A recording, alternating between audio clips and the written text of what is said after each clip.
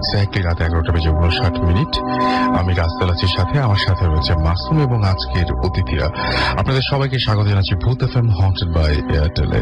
এবং আজকে আপনারা সবাই জানেন যে বাংলা 1419 সালের আজকেই শেষ ভূত এফএম, এবং আগামী ভূত এফএম একটা নতুন বছরে শুরু হচ্ছে 1420 সাল। এবং আপনাদের নিশ্চয়ই এখন অনেক প্রস্তুতি চলছে সামনের এই নববর্ষ নিয়ে বা এই নতুন বছরকে বরণ করা নিয়ে। আপনারা হয়তো নিজেরা অনেক বেশি ব্যস্ত রয়েছেন এবং সবাইকে অগ্রিম নববর্ষের শুভেচ্ছা জানাচ্ছি। আশা করছি যে এই বছরটা ভূত এফএমের সাথে ভালোই গিয়েছে, আগামী বছরটাও আশা করছি ভূত এফএমের সাথে ভালো যাবে। এবং এই বছর যেরকম আপনাদের সহযোগিতা পেয়েছি, আপনারা যেভাবে ইমেইল করেছেন, আপনাদের ঘটনাগুলো পাঠিয়েছেন, স্টুডিওতে এসে আপনাদের ঘটনাগুলো শেয়ার করেছেন, আগামী বছরেও এই ধারা অব্যাহত থাকবে, সেটাই আশা করব। আজকে আমাদের এখানে আসলে অন্য সব দিনের মতো না, আজকের ভূত এফএমটা বছরের শেষ ভূত এফএম বলেই হয়তো। আজকে আমাদের মোটমাট এখানে গেস্ট রয়েছেন অলমোস্ট 8 জনের মতো। সুতরাং আপনারা বুঝতেই পারছেন যে অনেক অনেক অনেক অনেক ঘটনা রয়েছে আজকে। এবং আমরা যে ঘটনাগুলো সবচেয়ে ভালো মনে করেছি এবং আমরা খুব যাচাই বাছাই করে আজকে আসলে বসেছি আপনার ঘটনা শোনাতে। আশা করছি আপনাদের প্রত্যেকটা ঘটনা ভালো লাগবে এবং প্রথম থেকে শেষ পর্যন্ত আমাদের সঙ্গে থাকবেন। তারপরেও আনফর্চুনেটলি যদি কেউ আমাদের এই এপিসোডটি মিস করে ফেলেন তাহলে চিন্তার কোনো কারণ নেই। আপনি এয়ারটেল এম রেডিওর সাহায্যে আবার এই এপিসোডটি শুনতে পাবেন। সেজন্য আপনি যেটা করতে হবে, আপনার এয়ারটেল নাম্বার থেকে ডায়াল করতে হবে 4040, সিলেক্ট করতে হবে চ্যানেল 22। তাহলে দেখবেন যে একের পর এক বিভিন্ন এপিসোডের অপশন আপনাকে দেওয়া হচ্ছে এবং যে এপিসোডটি আপনি মিস করেছেন বা যে এপিসোডটি আপনি পুনরায় শুনতে চান সেটা আপনি চাইলেই শুনতে পারবেন। And now listeners can get the Bhoot FM tune, যেটা মাসুম প্লে করছে। সেটা আপনি আপনার কলার টিউন বা মাই টিউন হিসেবে সেট করে ফেলতে পারেন। সেই জন্য আপনি যেটা করতে হবে, ভূত এফএম টিউন কোড মনে রাখতে হবে। দ্য কোড নাম্বার ইজ 92125 এবং আপনি অ্যাক্টিভেট করে ফেলতে পারেন জাস্ট একটা SMS পাঠিয়ে। আপনার মোবাইলের মেসেজ অপশনে গিয়ে টাইপ করুন আপনার সিটি, স্পেস দিয়ে লিখুন 92125 এবং পাঠিয়ে দিন 3123 নাম্বারে। জানিয়ে দিই কিভাবে আমাদেরকে SMS করতে হবে। আমাদেরকে SMS করতে হলে আপনার মোবাইলের মেসেজ অপশনে গিয়ে টাইপ করুন ফুর্তি, FOORTI, ফুর্তি, স্পেস দিয়ে আপনার নাম, স্পেস দিয়ে আপনার মেসেজ পাঠিয়ে দিন 9840 নাম্বারে। যদি আমাদের ইমেইল করে আপনার ঘটনা পাঠাতে চান তাহলে নাম, ঠিকানা এবং ফোন নাম্বার সহ আপনার ঘটনাটি লিখে পাঠিয়ে দিন। আমাদের অ্যাড্রেসটি হচ্ছে bhutfm@radio.fm, which is BHOOTFM@radioFOORTI.fm। যদি আমাদেরকে আপনারা ফেসবুক ফ্যান পেজে আমাদেরকে কমেন্ট করতে চান তাহলে আমাদের পেজে যদি কমেন্ট করতে চান তাহলে আপনি চলে যান www.facebook.com/radiofurti। আর সেই সাথে আমরা এখন যেটা করব সেটা হচ্ছে যে শুরুতেই আমি বলি যে অনেকেই স্টুডিওতে এসে ঘটনা শেয়ার করতে পারেন না, হয়তো অনেকে দূরে থাকেন, হয়তো অনেকের অনেক ধরনের প্রবলেম থাকে। বিশেষ করে ঢাকার বাইরে যারা, তাদেরকে আমরা সবসময় এই সুবিধাটা দিয়ে থাকি যে যদি এসে শেয়ার করতে না পারেন তাহলে আমি তার ঘটনাটা পড়ে শোনাই। তো সেরকম একটা ঘটনা আমার কাছে আছে, আমি সেই ঘটনাটি পড়ছি ঠিক যেভাবে পাঠিয়েছেন সেভাবে। হ্যালো রাসেল ভাই, আশা করি আপনি ভালো আছেন, কারণ আপনি সবসময় ভালোর দলে। আমি SM মাহমুদ মিম, আমি খুলনার দক্ষিণ তুতপাড়া ছোটপাড় এলাকায় থাকি। আমার একটি ঘটনা আছে। ঘটনাটি আমার বন্ধু জেরিমি ও তার পরিবারের সাথে ঘটে যাওয়া। জেরিমির সাথে আমার পরিচয় টুইটারের মাধ্যমে। অনেক দিনের কনভারসেশনের জন্য সে আমার খুব ভালো বন্ধু। আমি তাকে ভূত এফএমের কথা জানালে সে তার একটি ঘটনা শেয়ার করতে চায় এবং জেরিমি আমাকে যেভাবে বলেছিল আমি ঠিক সেভাবেই বলছি। জেরিমির বাবা একজন ব্যবসায়ী, তারা কানাডার স্ট্যান্ড ফোর্ড শহরে বাস করেন এবং তাদের পরিবারের সদস্য 4 জন। কিছু বছর আগে জেরিমির বাবা শহর থেকে একটু দূরে একটি পুরনো বাড়ির সন্ধান পান। বাড়িটি অনেক বড় ছিল এবং অনেক কম দামে পাওয়ায় তিনি কোনো যাচাই না করে বাড়িটি কিনে নেন। খুব শীঘ্রই তারা সেখানে মুভ করেন। বাড়িটির পেছনে একটি জঙ্গল, ডান পাশে একটি পুরনো কুয়া এবং বাম পাশে ও সামনে ফাঁকা জায়গা ছিল। সবকিছু স্বাভাবিকই ছিল। জেরিমির মা একদিন সকালে বাড়ির সামনে গাছ লাগানোর জন্য মাটি খুঁড়ছিলেন। হঠাৎ তার শাবলে ঠক করে কি যেন একটা বাঁধল এবং কিছু দূর খুঁড়ে দেখা গেল সেগুলি মানুষের কঙ্কাল। অনেকগুলো মানুষকে একসাথে পুঁতে দিলে যেমন হয় ঠিক তেমন। জেরিমির মা খুব ঘাবড়ে গেলেন। সেগুলিকে কোন রকমে মাটি চাপা দিয়ে চলে এলেন। জেরিমির মা পরিবারের কাউকে কিছু জানালেন না। রাতে জেরিমির বাবার সাথে ব্যাপারটি শেয়ার করলেন। জেরিমির বাবা পুলিশকে জানাতে চাইলে ঝামেলা হবে ভেবে তার মা নিষেধ করলেন। তারপর বেশ কিছুদিন তারা স্বাভাবিক জীবনযাপন করছিলেন, কিন্তু তা বেশি দিন স্থায়ী ছিল না। একদিন জেরেমির বোন বাথরুমে একজন মহিলাকে দেখতে পায়, যার চেহারা ছিল এক পাশ থেকে পোড়া। এই দৃশ্য দেখে জেরেমির বোন সেখানেই জ্ঞান হারায়। পরে দরজা ভেঙে তাকে উদ্ধার করা হয়। ব্যাপারটি সকলে তার দৃষ্টিভ্রম মনে করে ইগনোর করে। ওই দিন তাদের পোষা কুকুরটিও মারা যায়। জেরেমির মতে তার স্বাভাবিক মৃত্যু হয়নি। তার গায়ে কোনো জন্তুর নখরযুক্ত আঁচড় দেখা যায় এবং তাকে কুয়ার কাছে পাওয়া যায়। তার কিছুদিন পরে জেরেমি তার এক বন্ধুর বার্থডে পার্টিতে অ্যাটেন্ড করে এবং তার ফিরতে অনেক রাত হয়ে যায়। সে ক্লান্ত ছিল বলে তাড়াতাড়ি ঘুমোতে চলে যায়। ঠিক মধ্যরাতে যে কোনো একটা কারণেই হোক তার ঘুম ভেঙে যায়। খুব পানির পিপাসা লাগে, তো পানি খেয়ে আবার ঘুমোতে যায়। তার একটু ঘুম আসছিল। হঠাৎ তার ডান পা হ্যাঁচকা টান দিয়ে কিছু না পেট থেকে তাকে ফেলে দেয়। সে প্রচন্ড ভয় পেয়ে যায় এবং চিৎকার দিয়ে তার বাবার রুমের সামনে চলে যায় এবং তার চিৎকার শুনে সকলে বের হয়ে আসে। সকলকে ঘটনাটা সে খুলে বলে। জেরেমি বলেছিল সে নিজেও ভেবেছিল এটি তার চোখের ভুল, কিন্তু তার পায়ে স্পষ্ট কারো আঙুলের ছাপ দেখা যাচ্ছিল এবং কোনো হিংস্র জন্তু আঁচড় কাটলে যেমন দাগ পড়ে ঠিক তেমন। এবার জেরেমির বাবা ও মা ঘাবড়ে যায় এবং পরের দিন সকালে জেরেমি ও তার বোনকে তাদের দাদুর কাছে পাঠিয়ে দেওয়া হয়। ওই দিন রাতে জেরেমির বাবার আর ঘুম হয়নি। বাড়ির অবস্থার জন্য সে চিন্তিত হয়ে পড়ে। অনেক গভীর রাত পর্যন্ত তিনি জেগেছিলেন। তিনি সাধারণত ধূমপান করেন, তো তিনি জানালা দিয়ে পাশে জঙ্গলের দিকে তাকাচ্ছিলেন আর ধূমপান করছিলেন। হঠাৎ জঙ্গল থেকে মন্ত্র বা শ্লোক পড়ার শব্দ আসতে লাগলো। শব্দ ক্রমশই বাড়তে লাগলো। জেরেমির বাবা শব্দটি আবিষ্কার করার জন্য বেডরুম থেকে সার্চ লাইট আনতে গেলেন। সার্চ লাইট আনার ভেতরেই শব্দ থেমে গেল। এবার একটি খুচুর মুচুর শব্দ কানে ভেসে আসলো। তিনি আবিষ্কার করলেন এই বাড়ির কুয়া থেকে আসছে শব্দটি। তিনি মনে করলেন যে হয়তো কোনো বন্য প্রাণী কুয়ায় পড়ে গেছে, তো তিনি সেটি দেখার জন্য গেলেন। তিনি কুয়ার কাছে যেতেই শব্দ থেমে গেল। তিনি সার্চ লাইট দিয়ে কুয়ার ভেতরে ভালোভাবে দেখলেন, কিছুই দেখা গেল না। তিনি যখন ফিরবেন, অর্থাৎ কুয়া থেকে কিছু দূর চলে এসেছেন, তখন পেছনে ধপ করে কিছু একটা পড়ার আওয়াজ হলো। পেছনে ফিরে তিনি যা দেখলেন তা হয়তো তার জীবনের সবচেয়ে বাজে অভিজ্ঞতা ছিল। স্ট্রিট লাইটের আলোয় তিনি স্পষ্ট দেখলেন একটি বড় আকারের মানুষ আকৃতির বস্তু। এটির চোখ ছিল পুরো কালো ও পায়ে 3টি করে আঙুল এবং গায়ে কোনো চামড়া ছিল না, অর্থাৎ পুরো দেহ লাল মাংস। এমন একটি ভয়ানক জিনিস দেখার পর জেরেমির বাবা সহ্য করতে পারলেন না, সেখানেই জ্ঞান হারান। এরপর ভোরবেলা জেরেমির মম তাকে কুয়ার কাছে অজ্ঞান অবস্থায় পান।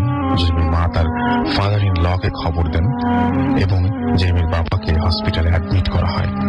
জেরেমির বাবার হার্ট দুর্বল ছিল। অনেক ভয় পাওয়ার কারণে তিনি হার্ট অ্যাটাক করেন। তিনি সুস্থ হলে তাদের বাড়িতে একজন ধর্মযাজককে ডেকে আনা হয়। জেরেমির বাবা তাকে সব ঘটনা খুলে বলেন। ধর্মযাজক পুরো বাড়ি ঘুরে দেখেন এবং পবিত্র জল ছিটিয়ে দেন। সবশেষে ধর্মযাজক বললেন, দেখো, তোমরা যে মানুষের কঙ্কাল পেয়েছিল তাদের মৃত্যু স্বাভাবিকভাবে হয়নি এবং তার সৎকারও ঠিকভাবে হয়নি। হয়তো তারা ভালো মানুষ ছিল, তাই কোনো ক্ষতি করেনি। তোমরা যত তাড়াতাড়ি সম্ভব বাড়ি ত্যাগ করো, না হলে প্রাণহানি হতে পারে। জেরেমির বাবা কোনো ঝুঁকি না নিয়ে শহরের একটি বাড়িতে মুভ করে। জেরেমি সবসময় বাড়িটি নিয়ে কৌতূহল ছিল। সে সেখানকার তথ্য মন্ত্রণালয় থেকে পুরনো ফাইল ঘাটাঘাটি করে এবং জানতে পারে ওই বাড়িটি ছিল ব্রুস বেল নামে একজন ব্যক্তি, যিনি অনেকগুলো খুনের সাথে জড়িত। সবশেষে তার ফাঁসি হয়।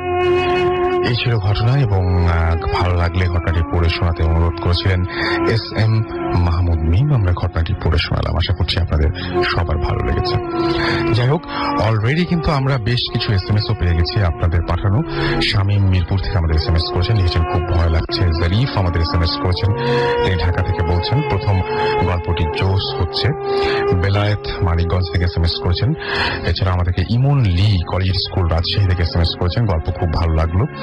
ঢাকা থেকে আমাদেরকে SMS করেছেন দিদার এবং তারা 3 ভাই একসাথে এবং বন্ধু শুনছেন এবং অনেক ভয় করছে। রীতি নারায়ণগঞ্জ থেকে লিখেছেন, আই লাভ ভূত FM। পূজা লিখেছেন যে ভয় ভয় ভূত FM, ভয় পাচ্ছি। অর্ণব আমাদেরকে লালবাগ থেকে লিখেছেন যে সালাম ব্রো, কেমন আছেন, অসম প্রোগ্রাম। এছাড়া আমি দেখতে পাচ্ছি আমাদেরকে মনীষা SMS করেছেন মালিবাগ থেকে, মানিকা আমাদের SMS করেছেন ঢাকা থেকে। এছাড়া আমাদেরকে মুক্তা জয় আমাদেরকে SMS করেছেন চিটাগং থেকে। আমাদেরকে এছাড়াও দেখতে পাচ্ছি তানজু SMS করেছেন, SMS করেছেন আমাদের ব্ল্যাক মাস্টার উত্তরা থেকে, ভুবন ফেনী থেকে আমাদের SMS করেছেন, খুলনা থেকে আমাদের SMS করেছেন স্বপন, এছাড়াও আফরা আমাদের SMS করেছেন, মোহাম্মদ রুবেল SMS করেছেন, SMS করেছেন আমাদের তারেক, সৈয়ব সহ আরো অনেকে। আমি অসংখ্য SMS এবার হচ্ছে মানে ইমেল পেয়েছি, যে ইমেলগুলোতে আমার বলতেই হচ্ছে অনেকেই যে ইমেলগুলোতে মাসুমের প্রশংসা করা হয়েছে। আমার পক্ষ থেকেও মাসুমকে অনেক ধন্যবাদ জানাচ্ছি এবং আশা করছি যে মাসুম আমরা সামনের বছরে, নতুন বছর 1420 আমরা এরকম চমৎকার মানে ঘটনা পাবো এবং সেই সাথে মাসুমের মিউজিকের কারসাজি থাকবে আর কি। ওকে, ইনশাল্লাহ বলছে মাসুম। যাই হোক, তো আমরা চলে যাব পরবর্তী ঘটনায় এবং আমাদের সাথে এই মুহূর্তে আমাদের জন্য গেস্ট উপস্থিত আছেন এখানে। আমাদের পরিচয়টি জেনে নিই তার কাছ থেকে, এবং আপনি প্লিজ একটু আপনার নামটা বলুন, কোথা থেকে এসেছেন আমরা জেনে নিই। থ্যাংক ইউ রাসেল ভাইয়া, আমি Shafat Kabir, student of architecture, BRAC University. Okay, তো আমরা সরাসরি ঘটনায় চলে যাই। প্রথম ঘটনাটি আমরা শুনি। আচ্ছা, এই ঘটনাটা আমার সাথে ঘটেছে নিয়ার অ্যাবাউট 2008 শেষের দিকে আর কি। তো তখন এরিয়াটা হচ্ছে রংপুর, কোথায় আমি বলছি না, নো প্রবলেম। তো বাবা ওখানে হি ওয়াজ পোস্টেড দিয়ে সরকারি কর্মচারী, তো he was principal of a college campus ছিল। তো ওই অঞ্চলের বাসাগুলা এগুলো লাইক ওখানে আমাদের বাসাটা অ্যাকচুয়ালি ইন্ডিপেন্ডেন্ট বাসা ছিল, মানে অনেক নিরিবিলি। আর কলেজ ক্যাম্পাস 2টা-3টা পর্যন্ত অনেক হই হুল্লা, এরপরে সব নিরিবিলি। তো সেদিন প্রায় রাত 2-2:30টার কাছাকাছি আমি বাইরে বসে আছি। আমার একটু কারোর সাথে ঝগড়া হয়েছিল, মন টন খুব খারাপ ছিল। আর বলে রাখা ভালো, আমার 2টা কুকুর ছিল। শুনছেন সবসময় রেডিও ফুর্তি, ঘড়িতে সময় রাত 12:22। আমি রাসেল আছি সাথে, এবং আমার সাথে রয়েছে মাসুম আর আজকের অতিথিরা। আর সে সাথে আপনাদের অসংখ্য SMS পেয়েছি, এবং সেই SMS এর মধ্যে দেখতে পাচ্ছি আমাদেরকে SMS করেছেন ফুর্তি মুন্না ভাই, লিখছেন রাসেল ভাই অনেকদিন পর শুনছি, ভুতুরে লাগছে, এত ভয় দেখান কেন ভাই? আচ্ছা, ভয় না দেখালে আমাদের অনেক বিপত্তি আছে, ভয় না দেখালে আমাদের অনেক কমপ্লেন শুনতে হয়, সুতরাং ভয় দেখানোটাই কাজ, ভয় দেখাতে হবে। এবং মুন্না ভাই ভয় পাচ্ছেন জেনে ভালো লাগছে। মুন্না ভাই আমাদের ভূত FM প্রথম এপিসোডের মানে আমি যতদূর মনে করতে পারি প্রথম এপিসোডের গেস্ট ছিলেন, এবং তারপরে মনে হয় অনেক আমরা অনুরোধ করেছি আসতে, এবং ডেফিনেটলি যে কোনোদিন মুন্না ভাইকে আমরা আবারও নিয়ে আসবো। সাজ্জাদ পাভেল আমাদের SMS করেছেন, আমাদেরকে SMS করেছেন নিপা। আমি একটু আগে একটা SMS মিস করলাম, এখানে মাসুমের প্রশংসা করছিলেন কোনো একজন। তুহিন চাকমা আমাদের SMS করেছেন বান্দরবান চিটাগং থেকে, এবং আমাদের নববর্ষের শুভেচ্ছা জানিয়েছেন আমাদেরকে। তামিম ফরিদাবাদ ঢাকা থেকে SMS করেছেন, SMS করেছেন আমাদেরকে সাগর, SMS করেছেন আমাদেরকে সোহেল, SMS করেছেন আমাদেরকে অন্তরা, এছাড়াও তানহা চট্টগ্রাম থেকে SMS করেছেন, SMS করেছেন মিল্টন নরসিংদী দাসপাড়া থেকে। আজকে এই স্টোরিগুলো অনেক অনেক ভালো লাগছে তার কাছে, থ্যাংক ইউ। এবং এই তো পেয়েছি, হ্যাঁ, এবং মাসুমকেও থ্যাংকস দিয়েছেন তিনি। ব্ল্যাক ঘোস্ট খুলনা থেকে SMS করেছেন, এবং আমাদেরকে SMS করেছেন জুবাইর ময়মনসিং থেকে। মিম আমার সাথে ভূত FM শুনছে, বাহ, আসলেই মানে অনেক গ্রেট একটা নিউজ এটা। দীপক আমাদের SMS করেছেন ওয়ালিদ, আজকের স্টোরিগুলো মারাত্মক, প্লিজ মানে স্টোরি বলবেন না, ঘটনা বললে আমার খুব ভালো লাগে আসলে। তুলতুল্লা আমাদের SMS করেছেন আমাদেরকে এলিন, SMS করেছেন আমাদেরকে আশিক, SMS করেছেন আমাদেরকে শিহাব, SMS করেছেন ফাইজুল মুমু চট্টগ্রাম থেকে, সাকিব সিদ্ধেশ্বরী ইউনিভার্সিটি থেকে। এছাড়া আমাদেরকে বাংলা ভূত SMS করেছেন তোফাজ্জল কুড়িল থেকে, এছাড়াও ইভা সহ আরো অনেকে। তো আমাদের সাথে থাকুন, আমরা চলে যাচ্ছি আমাদের পরবর্তী অতিথির কাছে। এর আগেও আমরা তার ঘটনা শুনেছি, আমরা বলছিলাম যে আজকের এপিসোডটা আমরা সাজিয়েছি একটু অন্যরকম করে, তো আমরা এখন যাব তার কাছে। এবং আরিফিন ভাই আপনার ঘটনাটা শুনি আমরা আজকের ঘটনা। থ্যাংক ইউ রাসেল ভাই। প্রথমেই 1419-এর চৈত্র সংক্রান্তিতে সবাইকে লিসনারদেরকে পয়লা বৈশাখের শুভেচ্ছা। আমি সরাসরি ঘটনায় চলে যাচ্ছি। এই ঘটনাটা ছিল 1998-99 দিকের ঘটনা। ঘটনাটা ঘটে আমার এক বন্ধুর সাথে, ওর নাম রাশেদ। তো তখন আমরা ঢাকা কলেজে পড়ি। ঢাকা কলেজে পড়ার সময় ওই সময় রাশেদের কাছ থেকে আমার প্রথম ঘটনাটা শোনা, এবং শোনার পরে আমি ঘটনাটা মানে এই ঘটনার মধ্যে রাশেদ এবং তার এক মামা ছিলেন। ওই মামা ডক্টর আব্দুর রৌফ, উনি সরকারি চাকরি ছিলেন। তো সরকারি চাকরির সুবাদে ওনাকে বাংলাদেশে বিভিন্ন জায়গায় যেতে হতো, বিভিন্ন মেডিকেল অ্যাপয়েন্টমেন্ট থাকতো। তো এটা যে সময়ের কথা, ওই সময় ওনাকে উত্তরবঙ্গে একটা 1 মাসের একটা অ্যাপয়েন্টমেন্টে যেতে হয়েছিল। তো আমি যেই জায়গার কথাটা বলছি, ওখানে ভেরি রিসেন্টলি বাংলাদেশ গভর্নমেন্ট ওখানে পর্যটন কেন্দ্র হিসেবে গড়ে তুলেছে। তো আমি নামটা উজ্জ্ব রাখছি। উত্তরবঙ্গে কোন একটা রাজবাড়ির কথা আমি বলছি। তো ওখানে ওরা যখন যায়, রৌফ মামা বলে আমরা চিনতাম ওনাকে। তো রৌফ মামা এবং রাশেদ, ওরা দুইজন যায়, রাশেদ মামার সাথে ঘুরতে যায়। তো রৌফ মামা ওখানে যাওয়ার সময় রাশেদ যে ডিসি সাহেব ছিল, উনি পরিচিত ছিলেন ওই সময় মামার। মামা ওনার সাথে কথা বলে ওই রাজবাড়ির ঠিক অ্যাডজেসেন্ট পেছনেই কিছু সরকারি কোয়ার্টার ছিল, দোতলা কোয়ার্টার, একসাথে সবগুলো লাগানো। তো ওই কোয়ার্টার গুলাতে থাকার একটা বন্দোবস্ত করে। তো রাশেদেরও খুব এক্সাইটমেন্ট ছিল যে ও রাজবাড়ির কাছাকাছি থাকবে। আর রাজবাড়িটা তখনও ঠিক রেনোভেট হয়নি, খুব ভাঙাচোরা ছিল। তো রাজবাড়িতে থাকতে পারেনি, ওর পেছনেই ওই সরকারি কোয়ার্টার গুলোতে থাকার ব্যবস্থা করে দেওয়া হয়। তো এখানে একটু ইন্টারেস্টিং, মানে আমি একটু ফ্ল্যাশব্যাকে পরে বলছি, আগের ঘটনাটা একটু বলি। সেটা হচ্ছে, আমি যখন ওর কাছ থেকে ঘটনাটা শুনি, আমি প্রথম আমার বিশ্বাস করতে কিছু জিনিস বিশ্বাস করতে খুব কষ্ট হয়। তো এরপর আমি ওকে একটু অনুরোধ করি যে আমি মামার কাছ থেকেও ঘটনাগুলো শুনতে চাই। তো আমি মামাকে বেশ খুঁজি, বেশ খোঁজার পরে পাই না। একদিন মামার সাথে হঠাৎ করে আমার পরিচয় হয়। তখন ব্রিটিশ কাউন্সিলের লাইব্রেরিতে আমি রেগুলার যেতাম। তো কোনো একটা কারণে কিছু প্যারানরমাল এক্সপেরিয়েন্সের মানে ব্যাপারে আমি খুব কিউরিয়াস থাকি। তো ওই সময় কিছু বইপত্র ঘাটাঘাটি করার সময় একটা জিনিস আমার যতদূর মনে পড়ে, ফ্যানাটোলজি নিয়ে একটা কিছু আমি ঘাটছিলাম। তো ওই সময় হঠাৎ মানে ঠিক আমার ডেস্কের অপোজিটে একটা ভদ্রলোক আমাকে একটা বই আগায় দেয়। বই আগায় দিয়ে বলে যে তুমি এটা পড়ো, তুমি এটা পড়লে তুমি যেটা খুঁজছো পেয়ে যাবে। তো আমি বইটা হাতে নিয়ে আনকনসিয়াসলি ঘাটতে হঠাৎ আমার চোখে পড়ে যেটা ওই লাইব্রেরির বই না, বাইরের বই। তো আমি ওনাকে জিজ্ঞেস করি যে আপনি বই নিয়ে কিভাবে ঢুকলেন, আমি তো এই বইটা নিতে পারবো না, এটা নিয়ে আমাকে বাইরে যেতে দিবে না, ব্লা ব্লা ব্লা এগুলো। তো উনি আমাকে বলেন যে তুমি পড়ো, আমি 2-3 ঘন্টা আছি, তুমি পড়ে আমাকে দিয়ে দিও। এইভাবে ভদ্রলোকের সাথে আমার প্রথম দেখা হয়। তো ওনার নাম জিজ্ঞেস করা হয়নি, পরিচয়টা ঠিক ওভাবে হয়নি। পরে আমি রাশেদের সাথে কথা বলে এই ঘটনাটা রাশেদকে বলি। তো রাশেদ মিটি হাসতে থাকে এবং হাসতে হাসতে বলে যে তুই চিন্তা করিস না, তুই মামার সাথে দেখা করতে চাস, তুই অমুক হাসপাতালে চলে যা, ওখানে মামা আছে। আমি নামটা উজ্জ্ব রাখছি। তো ও আমাকে হাসপাতালের মামার ঠিকানা দিয়ে দেয়। আমি চলে যাই ওখানে 3 তলায়, মামাকে খুঁজে 4 তলায় চলে যাই, খুঁজে টুজে পাই না। যখন ফিরে আসছি, লিফটের কাছে চলে আসি, লিফটে চাপ দিয়ে দাঁড়িয়ে আছি, লিফট চলে আসছে। ঠিক ওই মুহূর্তে পিছন থেকে ঠিক ওই ভদ্রলোকই, এটা তার থেকে ওই ঘটনার ঠিক 1 সপ্তাহ পরের ঘটনা, ভদ্রলোক পিছন থেকে এসে আমাকে ডাক দিয়ে বলে, আরিফি তুমি আমাকে খুঁজছো? তো আমি বললাম আপনার নাম? তখন উনি বলে যে আমি ডক্টর আব্দুর রউফ। তখন আমি ওনাকে নিয়ে লিফটে উঠতে যাই, উনি বলে যে লিফটে উঠো না। আমি বললাম, উনি আমাকে অনুরোধ করেন যে আমরা যেন সিঁড়ি দিয়ে যাই। তো আমরা হেঁটে সিঁড়ি দিয়ে কথা বলতে বলতে নামছি, পরিচয় হয়ে খুব খুশি হলাম। যখন নিচে আসলাম প্রায় 7-8 মিনিট পর, নিচে এসে দেখি কিছুক্ষণ আগে লিফটের কাছে ছোটখাটো একটা জটলা, মানুষকে জিজ্ঞেস করে জানতে পারি যে ওই লিফটটাই 3-4 মিনিট আগে 4 তলা থেকে দড়ি ছিঁড়ে নিচে পড়ে গেছে। আমার কাছে ঘটনাটা খুব স্ট্রাইকিং ছিল, শকিং ছিল অ্যাট দ্যাট মোমেন্ট, এবং আমি মামাকে খুব সিরিয়াসলি নেই ঠিক ওই মুহূর্ত থেকে। এবং পরে আমি রাশেদের সাথে অনেক কথাবার্তা বলে জানতে পারি যে মামা স্পিরিচুয়ালি খুব রিচ একজন মানুষ। উনি নিয়মিত তাহাজ্জুদের নামাজও পড়েন এবং অনেক কিছু দেখতে পান, শুনতে পান, এবং খুব কম কথা বলেন, আমিও যেটা দেখেছি।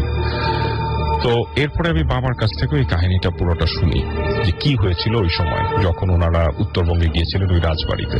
তো ঘটনাটা ছিল খুব এইরকম যে রাশেদ সহ উনি যান, যে ওখানে সরকারি কোয়ার্টারে থাকার ব্যবস্থা হয়ে যায়। তো প্রথম রাতে ওরা খুব ক্লান্ত ছিল, দীর্ঘ ভ্রমণ ক্লান্তি। তো ক্লান্ত থাকার কারণে ওরা মোটামুটি কিছু হয় না, ঘুমায় যায়।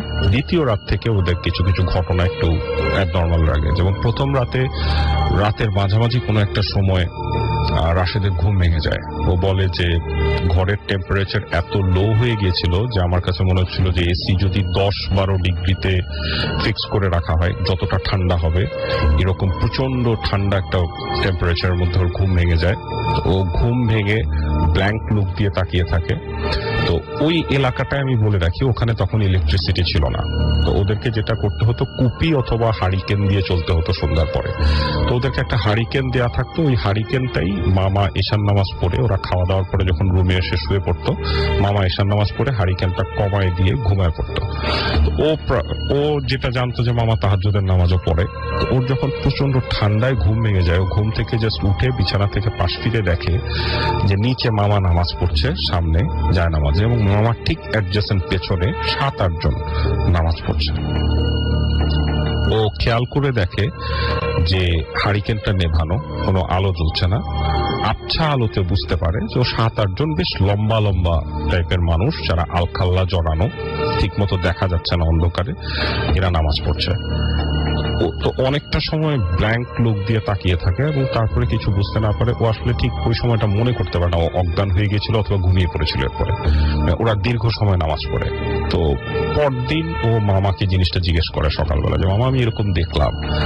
তো এখানে একটু বলে রাখি, ওরা যখন ওই জায়গায় যায়, ডিসি সাহেব ওদেরকে পারমিশন দেয়, সাথে সাথে এটাও বলে দেয় যে ওই এলাকায় যেই লোক দেখাশোনা করেন এগুলো, ওনার নাম হচ্ছে রামলাল।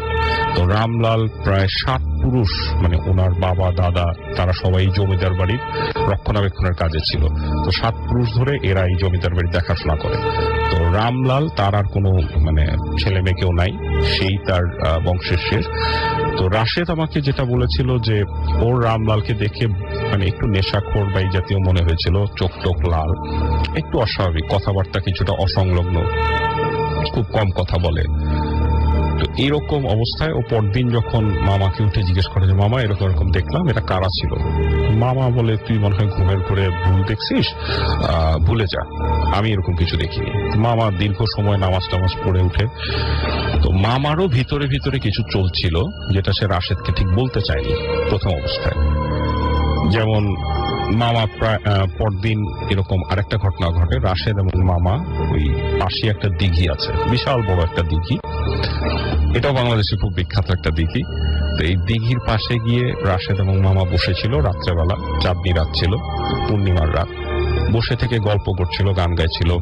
এমন সময় হঠাৎ রাশেদ মামাকে খামচে ধরে, শক্ত করে ধরে। মামা এবং রাশেদ দুইজনই দেখে যে ঠিক দিঘির অপর প্রান্ত দিয়ে একটা পাশ দিয়ে মানুষ উঠছে, মানে পানির নিচ থেকে মানুষ পারে উঠছে, এবং বেশ লম্বা লম্বা আলখাল্লা পড়া মানুষ একজন একজন করে উঠে দাঁড়াচ্ছে। একটা গ্রুপ ফর্ম হচ্ছে, লাইক 8-10 জনের একটা গ্রুপ হচ্ছে, তারা হেঁটে জঙ্গলের দিকে চলে যাচ্ছে।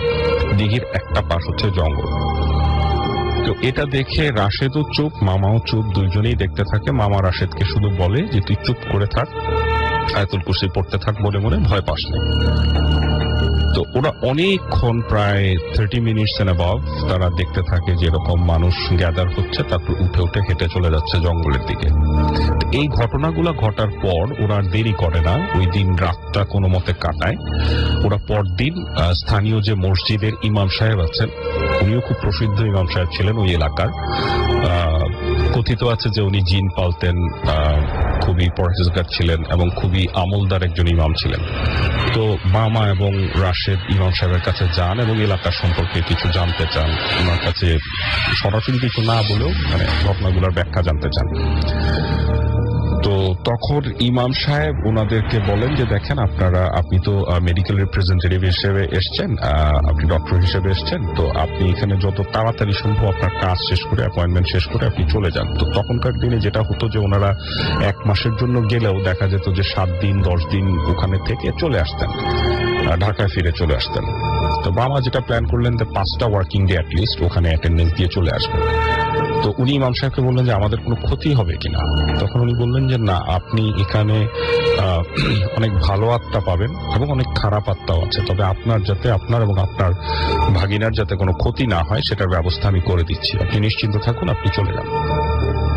এটা বলার পরে আমি ব্যবস্থা করে দিচ্ছি, এই অ্যাসুরেন্সটা পাওয়ার পরে মামা চলে আসে রাশেদ সহ।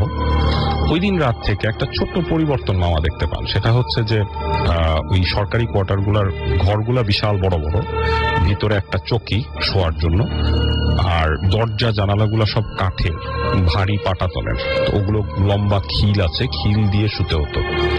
তো কিল দেওয়ার পরেও, দরজা আটকানোর পরেও বাইরে যেহেতু কুপি জ্বলতো আর ঘরের ভিতর হারিকেন জ্বলতো, ওই আলোতে মোটামুটি বারান্দার অংশটা কিছুটা ওই দরজার নিচে দিয়ে দেখা যেত। তো মামা খুব অবাক হয়ে, যেহেতু উনি অনেক রাত পর্যন্ত নামাজ পড়তেন, উনি নামাজ থেকে উঠে দেখতেন যে দরজার পাশে কেউ একজন দাঁড়ানো এবং তার ছায়াটা বেশ লম্বা লম্বা একটা ছায়া বারান্দার মধ্যে পড়ছে। তো মামা খুব একটা ইম্পর্টেন্স দেন না, মামা চুপচাপ নামাজ শেষ করেন। নামাজ শেষ করার পর উনিও ফিল করেন যে রাত্রেবেলা কোনো একটা সময় গভীর রাতে প্রচন্ড ঠান্ডা হয়ে যাচ্ছে রুম, এতটা ঠান্ডা হয়ে যাচ্ছে যে রেজিস্ট করা কঠিন হয়ে যাচ্ছে। তো এইরকম পরিস্থিতিতে ওনার হঠাৎ কিউরিসিটি হয়, উনি তাহাজ্জুদের নামাজ টামাজ শেষ করে উঠে দরজার কাছে যান, খিলটা খুলে ফেলেন, দরজা খোলার চেষ্টা করেন। প্রচন্ড জোরে উনি কাঠের দরজা টানাটানি করেন, কিন্তু কিছুতেই উনি খুলতে পারেন না। অনেকক্ষণ টানাটানি করার পর উনি পেছনে এসে ওই ওনার যে চকিতে বসে পড়েন, বসে একটু হাঁপাতে থাকেন। ওই সময় উনি দরজার দিকে তাকিয়ে থাকেন দুর্বল ভাবে, এবং উনি দেখেন যে ওই ছায়াটা দরজার নিচে দিয়ে হেঁটে চলে যাচ্ছে। যখন চলে গেল তখন উনি আবার উঠে গিয়ে দরজায় হাত দেন, আপনি দরজা খুলে যায়, কাঠের দরজা। উনি খুলে বের হয়ে আসেন, বের হয়ে এসে দেখেন যে লম্বা টানা বারান্দা, এক পাশ দিয়ে সিঁড়ি নেমে গেছে নিচে। তো সিঁড়ির কাছে উনি ছায়াটা দেখতে পান এবং উনি পরিষ্কার বুঝতে পারেন যে সিঁড়ি দিয়ে কেউ একজন নেমে চলে যাচ্ছে। তো উনি বারান্দা দিয়ে দেখার চেষ্টা করেন, নিচে চাঁদের আলো যতটুকু উনি বুঝতে পারেন যে একটা ছায়া হেঁটে জঙ্গলের দিকে গিয়ে চলে গেল। তো ওই জমিদার বাড়ির ঠিক পেছনে হচ্ছে লাগানো আপনার সদর যে দরজাটা, কোয়ার্টারের ওই দরজা। উনি খেয়াল করেন যে ওই দরজার সামনে আরো দুজন লম্বা প্রায় 7-8 ফিট লোক দাঁড়ানো, লম্বা দুজন লোক দাঁড়ানো। উনি কিছু বলেন না। উনি যতদূর জানেন, ডিসি সাহেবের কাছে শুনেছেন, রামলালের কাছে শুনেছেন যে এই এলাকায় মোটামুটি মানুষজন এদিকে আসে না, গ্রাম অনেক দূরে, আর এদিকে নর্মালি মানুষ আসে না, কাউকে দেখা যায় না, জঙ্গল। যদিও আমি বলেছি যে ভেরি রিসেন্টলি ওই জায়গাগুলো অনেক রিনোভেট হয়ে গেছে। তো যেটা হলো, এইভাবে বেশ কিছু ঘটনা ঘটতে থাকে। তো আসল যে ঘটনাটা, সেটা ওরা যেদিন চলে আসবে ফিরতে, সেই দিন রাত্রেবেলা, তার আগে একটা ছোট্ট ঘটনা বলে রাখি। একদিন ওরা দিনের বেলায় বনের মধ্যে বেড়াতে যায়, ও আর রাশেদ আর ওর মামা। তো বেড়াতে হাঁটতে একটা সময় ওরা খেয়াল করে যে ওদের সামনে প্রায় 20 হাত সামনে এবং 20 হাত পেছনে দুজন লোক ওদেরকে ফলো করছে। ওরা দেখতে পাচ্ছে না, ঠিক সেই রকমই লম্বা আলখাল্লা পরা, মানে ছালার মতো আলখাল্লা জড়ানো সারা শরীরে, এবং তারা অনেকটা সামনে এবং অনেকটা পিছনে দুজন লোক তাদেরকে পাহাড় দিয়ে নিয়ে যাচ্ছে। তো রৌফ মামা রাশেদকে বলে যে তুই এগুলা ভয় পাইস না, ইমাম সাহেব আমাদেরকে বলেছে ভয়ের কিছু নাই। তো যেদিন ওরা চলে আসবে, দে ওয়ার প্রিপেয়ারিং, রাত্রেবেলা খেয়ে শুয়েছে। তো রাশেদ ওই মুহূর্তে চিন্তা করছিল যে কত তাড়াতাড়ি চলে আসা যায়। যদিও ওদের 8-10 দিন থাকার কথা ছিল, ওরা 5 দিনের মধ্যেই ব্যাক করার প্ল্যান করে।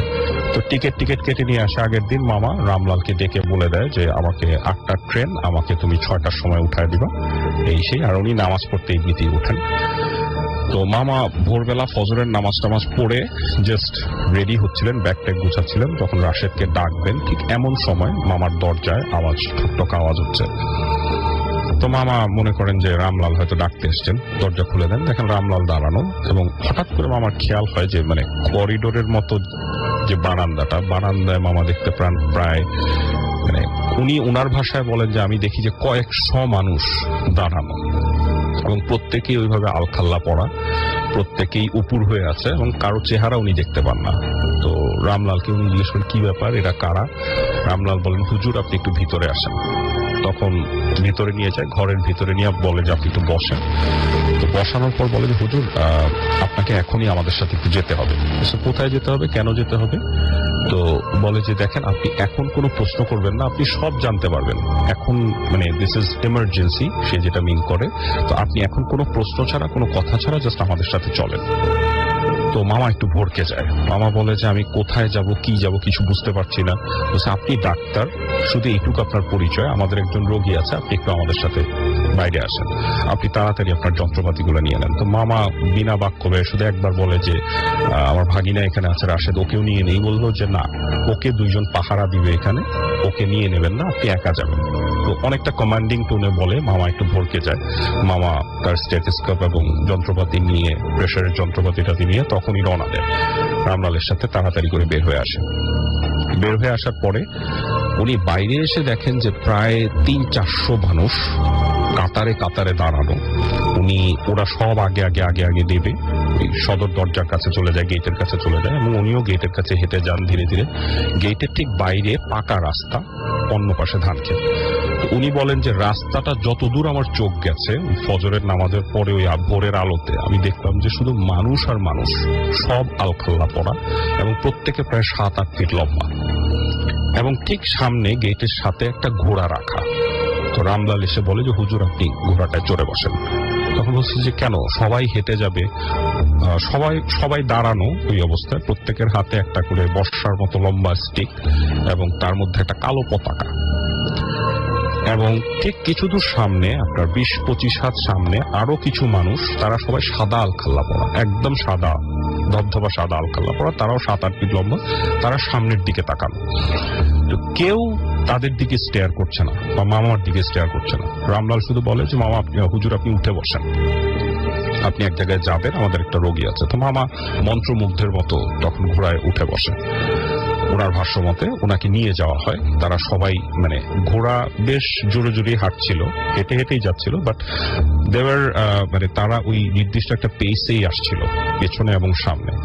অনেকটা দূর যাওয়ার পর ঘোড়ায় পৌঁছায় তাকে একটা গ্রামে নিয়ে যাওয়া হয়। ওই গ্রামের মসজিদের পাশেই ইমাম সাহেবের যে ঘর, ওই ইমাম সাহেবের কাছে নিয়ে যায়। তো মামা চিনতে পারে, মামা মনে মনে চিন্তা করে ইমাম সাহেবকে তো আমি খুব ভালো করে চিনি, 3 দিন আগেও আমি এসেছি, ওনার সাথে কথা বলে গেছি।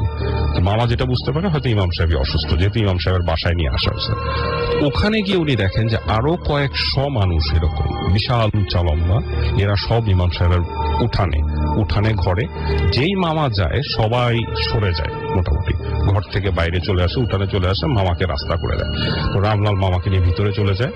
ভিতরে যাওয়ার পর উনি দেখেন যে চকির মধ্যে প্রায় 8 ফিট লম্বা ইমাম সাহেব, মানুষটা এমনিতে ছিলেন 4 থেকে 5 ফিট, বেটে খাটো একটা মানুষ।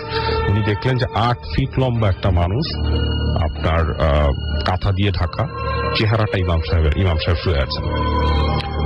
তো মামা একটু অবাক হলেন। মামা যখন দেখা শুরু করলেন ওনাকে, ওনার খুব অ্যাবনর্মাল হার্টবিট, অ্যাবনর্মাল ওনার হিস্টোলিক ডায়াস্টোলিক প্রেশার খুব অ্যাবনর্মাল ছিল, ব্লাড প্রেশার। তো উনি খুব, মানে মামাই একটু ডাক্তার হয়েও খুব ভয় পেয়ে যান, মানে যে রেকর্ডটা উনি পান ব্লাড প্রেশার, এটা নর্মাল না, ইটস মোর দেন অ্যাবনর্মাল। তো এরপরে টেম্পারেচার, মানে খুবই এগ্রেসিভ টেম্পারেচার ছিল ওই মুহূর্তে। তো উনি কি করবেন ঠিক বুঝে উঠতে পারেন না, এবং অত্র এলাকায় উনি জানেন যে আশেপাশে কয়েক কিলোমিটারের মধ্যে কোনো মেডিসিন শপ নাই ভালো, বা এর ট্রিটমেন্ট করা যায় এরকম মেডিসিন উনি পাবেন না। তো তখন রামলাল বুঝতে পারে, রামলাল ওনাকে জিজ্ঞেস করে যে হুজুর আপনি কি কিছু চিন্তা করছেন? বলে আমার কিছু এমার্জেন্সি কিছু ওষুধ দরকার, ইনজেকশন দরকার, এগুলা এখানে পাওয়া যাবে না। বলছে কোথায় পাওয়া যাবে হুজুর? তখন বলছে যে এগুলা ঢাকা ছাড়া তো এইদিকে কোথায় পাওয়া যায়, সদরে যেতে হবে তোমাকে, হয়তো সদরে পেতে পারো, আর না হলে ঢাকা, হ্যাঁ, অথবা আশেপাশে বড় শহরে যেতে, রাজশাহী মেইন শহরে যেতে হবে। তখন বলতেছে যে বাট এগুলা এমার্জেন্সি দরকার, আর রাজশাহী শহর থেকে আসতে যেতে প্রায় 3-4 ঘন্টার ব্যাপার, আমাকে এগুলো এখনই লাগবে। তো এটা বলার সাথে সাথে ওই সাদা কাগজে বললো যে হুজুর আপনি লিখে দেন। সাদা কাগজে লিখে দেয়। লিখে দেওয়ার পরে দিয়ে, তো মামা প্রায় শিওর ছিলেন যেটা আনা অসম্ভব ব্যাপার, হবে না। তো উনি দেখতে থাকেন যে রোগীর অবস্থা খুবই ডিটেরিওরেট করছে, যে কোনো সময় ফল করবে। ঠিক 3 থেকে 3.5 মিনিটের মধ্যে উনি দেখলেন যে ওরা সবকিছু নিয়ে চলে আসছে, হাতে ব্যাগ ট্যাগ নিয়ে চলে আসছে, এবং উনি ট্রিটমেন্ট শুরু করার জন্য। উনি ট্রিটমেন্ট শুরু করেন, সারা রাত ওনার ঝড়ের মতো কাটতে থাকে, উনি ইনজেকশন পুশ করেন, সবকিছু করেন, বাট আলটিমেটলি ভোরের দিকে, মানে সরি বলতেছি, ভোরে 7-8টার দিকে ওই লোকটা মারা যায়, মানে ইমাম সাহেব মারা যান। তো মারা যাওয়ার পরে মামাও খুব, মানে হাল ছেড়ে দেন, খুব কষ্ট পান। ইমাম সাহেবকে উনিও চিনতেন, খুব ভালো মানুষ ছিলেন। তো যখন মারা গেলেন, মামার থেকে ওরা, মানে রামলালা এসে জানতে চায় যে উনি কি মারা গেছেন, যে হ্যাঁ, ওনাকে কোনোভাবে আমরা বাঁচাতে পারিনি। তো মামাকে রামলাল আস্তে করে ধরে বাইরে নিয়ে আসেন, এবং মামাকে বল মামা আপনি চলে যান, আপনি অথবা বাইরে গিয়ে দাঁড়ান, আমরা ওনার সৎকারটা শেষ করে আসি। তো যখনই মামা বাইরে গিয়ে দাঁড়ায়, দেখে যে ওরা সবাই প্রায় 200-300 মানুষ তখন ইমাম সাহেবের ঘরের ভিতরে ঢুকে যায়, এবং ঢুকে গিয়ে ওরা কিছু একটা করছে ওই মুহূর্তে। তো মামা খুব কষ্ট নিয়ে এবং অনেক তখন স্ট্রাগল করার পরে অনেক টায়ার্ড, ওই অবস্থায় মামা বাইরে বসে থাকে। ওরা দেখে যে ওরা একটা লাশ নিয়ে মোটামুটি রেডি করে ঘাড়ে করে ওরা চলে যাচ্ছে মসজিদের দিকে। কিছু দূরে মসজিদের দিকে গিয়ে একটা কবরস্থান আছে পেছনে, ওই কবরস্থানে এত মানুষের ভিড় যে মামা ওইদিকে আর যেতেই পারে না এবং মামাকে বাধা দেয়া হয়। দুইজন মানুষ মামাকে বাধা দিয়ে আটকে রাখে যে আপনি ওদিকে যাবেন না। কবরস্থানে সৎকার শেষ করে সবকিছু শেষ করে তারপর রামলাল বলে হুজুর চলেন আপনাকে দিয়ে আসি। তো ততক্ষণে মামা ট্রেন মিস করে ফেলে, পরের দিন বা বিকালে যাবেন ঠিক করেন। তো যখন ফেরত আসেন তখন মামা বলেন যে রামলাল তোমাকে যেতে হবে না, আমি চলে যেতে পারবো, আমি এই গ্রাম চিনি, আমি চলে যেতে পারবো। তো যেতে যেতে যেতে যেতে মামা একাই রওনা দেন। বেশ কিছু দূর গিয়ে একটা টি স্টলের মতো আছে মেইন রোডের সাথে, ওই টি স্টলে বসে বয়স্ক মানুষদের সাথে কথায় কথায় বলেন যে খুব কষ্ট হচ্ছে, এই সেই হুজুর মারা গেলেন আজকে, ইমাম সাহেব এই সেই। তো যখনই বলেন তখনই ওই লোকগুলো, ওই বয়স্ক লোকগুলো খুব বিদ্রুপের মতো হাসতে থাকে মামার দিকে থাকে, আপনি কি বলছেন এগুলো? তখন বলছে কেন, আমি নিজেই হুজুরকে দেখে আসলাম, আমার হাতে এই ঘটনা এই সেই বললেন। তো বলার পরে ওরা বলছেন যে স্যার মনে হয় আপনার মনে হয় শরীর খারাপ, আপনি গিয়ে রেস্ট করেন, কারণ ইমাম সাহেব আমাদেরকে ফজরের নামাজ পড়িয়েছেন একটু আগে, আর ইমাম সাহেব এখন বাজারের দিকে গেছেন, আমরা দেখে আসছি। তো উনি খুব অবাক হন। তো উনি অপেক্ষা করতে থাকেন, এখন যে অবস্থা দেখে আসছেন হয়তো জোহরের নামাজে উনি এটা টিভি করতে পারবেন, মসজিদে আসবেন আবার। তো উনি যখন মসজিদে আসেন জোহরের নামাজ পড়াবে, একদম প্রথম কাতারে গিয়ে দাঁড়িয়ে যান মামা, এবং মামা দেখেন যে ইমাম সাহেবই সেই 4-5 ফুটের বেটে খাটো মানুষটাই নামাজ পড়াচ্ছে মসজিদে। তো উনার খুব শকিং লাগে পুরো ঘটনাটা। উনি নামাজ টামাজ সব শেষ করেন। এরপরে যখন আস্তে আস্তে মানুষ খালি হতে থাকে, একটা সময় উনি সামনে গিয়ে বসেন, ইমাম সাহেবের সামনে বসে কাঁপতে থাকেন, প্রচন্ড ভয়ে কাঁপতে থাকেন। ইমাম সাহেব বলেন যে আপনি ভয় পাবেন না, আপনি যা দেখেছেন সব সত্য, তবে আমি আপনাকে বলেছি যে আমাদের এই অঞ্চলটায় দুষ্ট আত্মা এবং ভালো আত্মা দুটোই মানে সিমালটেনিয়াসলি এক্সিস্ট করে। তো আপনি যা দেখেছেন এটা খুব বেশি আর কিছু আপনি বুঝতে চেষ্টা করবেন না, আপনি আপনার চেষ্টা করেছেন, এই জন্য আপনার প্রতি ওরা সবাই ঋণী এবং আপনাকে সেটার সেফগার্ড ওরা দিয়েছে, আপনি দেখেছেন আপনাকে কিভাবে ওরা পাহারা দিয়েছে। আপনি সম্ভবত আজকে বিকালেই চলে যান, আপনার জন্য ভালো হবে, আপনি আপনার ভাগিনা সহ চলে যান। এবং ওই পর্যন্তই, এরপরে বিকালবেলা মারা চলে আসে। ওকে, থ্যাংক ইউ সো মাচ। আমরা অনেক লম্বা এবং অনেক ইন্টারেস্টিং একটা ঘটনা শুনলাম এবং অনেকে দেখতে পাচ্ছি যে অলরেডি আমাদের SMS করে জানাচ্ছেন। তোফাজ্জল আমাদের SMS করে বলছেন যে আজকের ঘটনাগুলো তার কাছে ভালো লাগছে। আশফাক খান আমাদের SMS করেছেন নিরালা খুলটা থেকে এবং তিনি বলছেন যে ভূত FM শুনছেন তিনি। হান্নান আমাদেরকে SMS করেছেন আমাদেরকে আনিস, SMS করেছেন আমাদেরকে সোহেল, SMS করেছেন রূপম, SMS করেছেন শামীম, SMS করেছেন আমাকে টঙ্গী গাজীপুর থেকে শামীম, এবং তিনি বলছেন আজকে ঘটনাগুলো দারুণ লাগছে। এবং ইথিকা আমাদের SMS করেছেন আমাদেরকে নিপা এয়ারপোর্ট থেকে। এছাড়াও আমাদেরকে দেখতে পাচ্ছি কেয়া রাজশাহী থেকে SMS করেছেন এবং তিনি বলছেন যে রাজবাড়ির ঘটনাটা আমার খুবই ভালো লেগেছে, থ্যাঙ্কস। আমি জানতাম এবং আজকে আমি বলছিলাম যে শেষ এপিসোডটা এই বছরের আমরা একটু ভালো করতে চাই, সো আমরা আরিফিন ভাইকে আবারও ডেকে নিয়ে এসেছিলাম। টুতুল আমাদের SMS করেছেন ঢাকা থেকে এবং তিনি বলছেন যে কাহিনীটা অসাধারণ। লিটন আমাদের SMS করেছেন আমাদেরকে লিম্পা তুলি এবং তিনি বলছেন আজকের ঘটনাগুলো অসম লাগছে। মাসুদ পারভেজ চট্টগ্রাম থেকে SMS করেছেন এবং তিনি বলছেন যে ভূত এফএমের স্টোরি শুনতে অসম লাগছে। HM হৃদয় আমাদের SMS করেছেন, নববর্ষের শুভেচ্ছা জানাচ্ছেন তিনি সবাইকে। SMS করেছেন আমাদেরকে বাবু এবং তিনি বলছেন কাহিনীটা অসম। আমাদেরকে SMS করেছেন এছাড়াও দেখতে পাচ্ছি সাকিব পল্টন থেকে এবং তিনি বলছেন ভূত এফএম রক্স। আমাদেরকে সাইম SMS করেছেন চট্টগ্রাম থেকে। SMS করেছেন আমাদের তাইফ খিলগাঁও থেকে। SMS করেছেন রনি, SMS করেছেন আব্দুর, SMS করেছেন আমাদেরকে উৎস সহ আরো অনেকে। আপনি যদি SMS করতে চান তাহলে মোবাইলের মেসেজ অপশনে গিয়ে টাইপ করুন ফুর্তি, FORTI ফুর্তি, স্পেস দিয়ে আপনার নাম, স্পেস দিয়ে আপনার মেসেজ পাঠিয়ে দিন 940 নম্বরে। আরিফিন ভাইয়ের সাথে কিন্তু আমার অলরেডি কথা হয়ে গেছে এবং বিশেষ বিশেষ দিনে এবং বিশেষ বিশেষ সময় আমরা তাকে ইনভাইট করব যদি ওনার আপত্তি কোনো না থাকে। Thank you Rasel, you are most welcome. আমরা চলে যাচ্ছি আমাদের পরবর্তী ঘটনা, তো তার একটা ছোট্ট বিজ্ঞাপন বিরতি লাগবে আমাদের সাথেই থাকুন। স্টে টিউনড রেডিও ফুর্তি এন্ড ডোন্ট স্টপ দ্য ফুর্তি।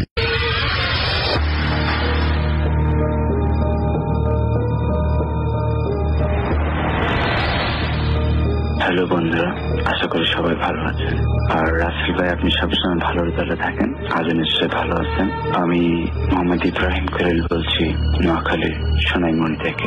যদি আমি বর্তমানে ঢাকায় বসবাস করছি এবং আমি গত বছর থেকে 2012 সাল থেকে ঢাকায় কন্টিনিউ বসবাস করে আসছি এবং আমি 2012 সালের দিকে আমি যে বাসায় উঠেছি, আমি আজকে যে ঘটনাটা শেয়ার করবো সেটা ওই বাসায়।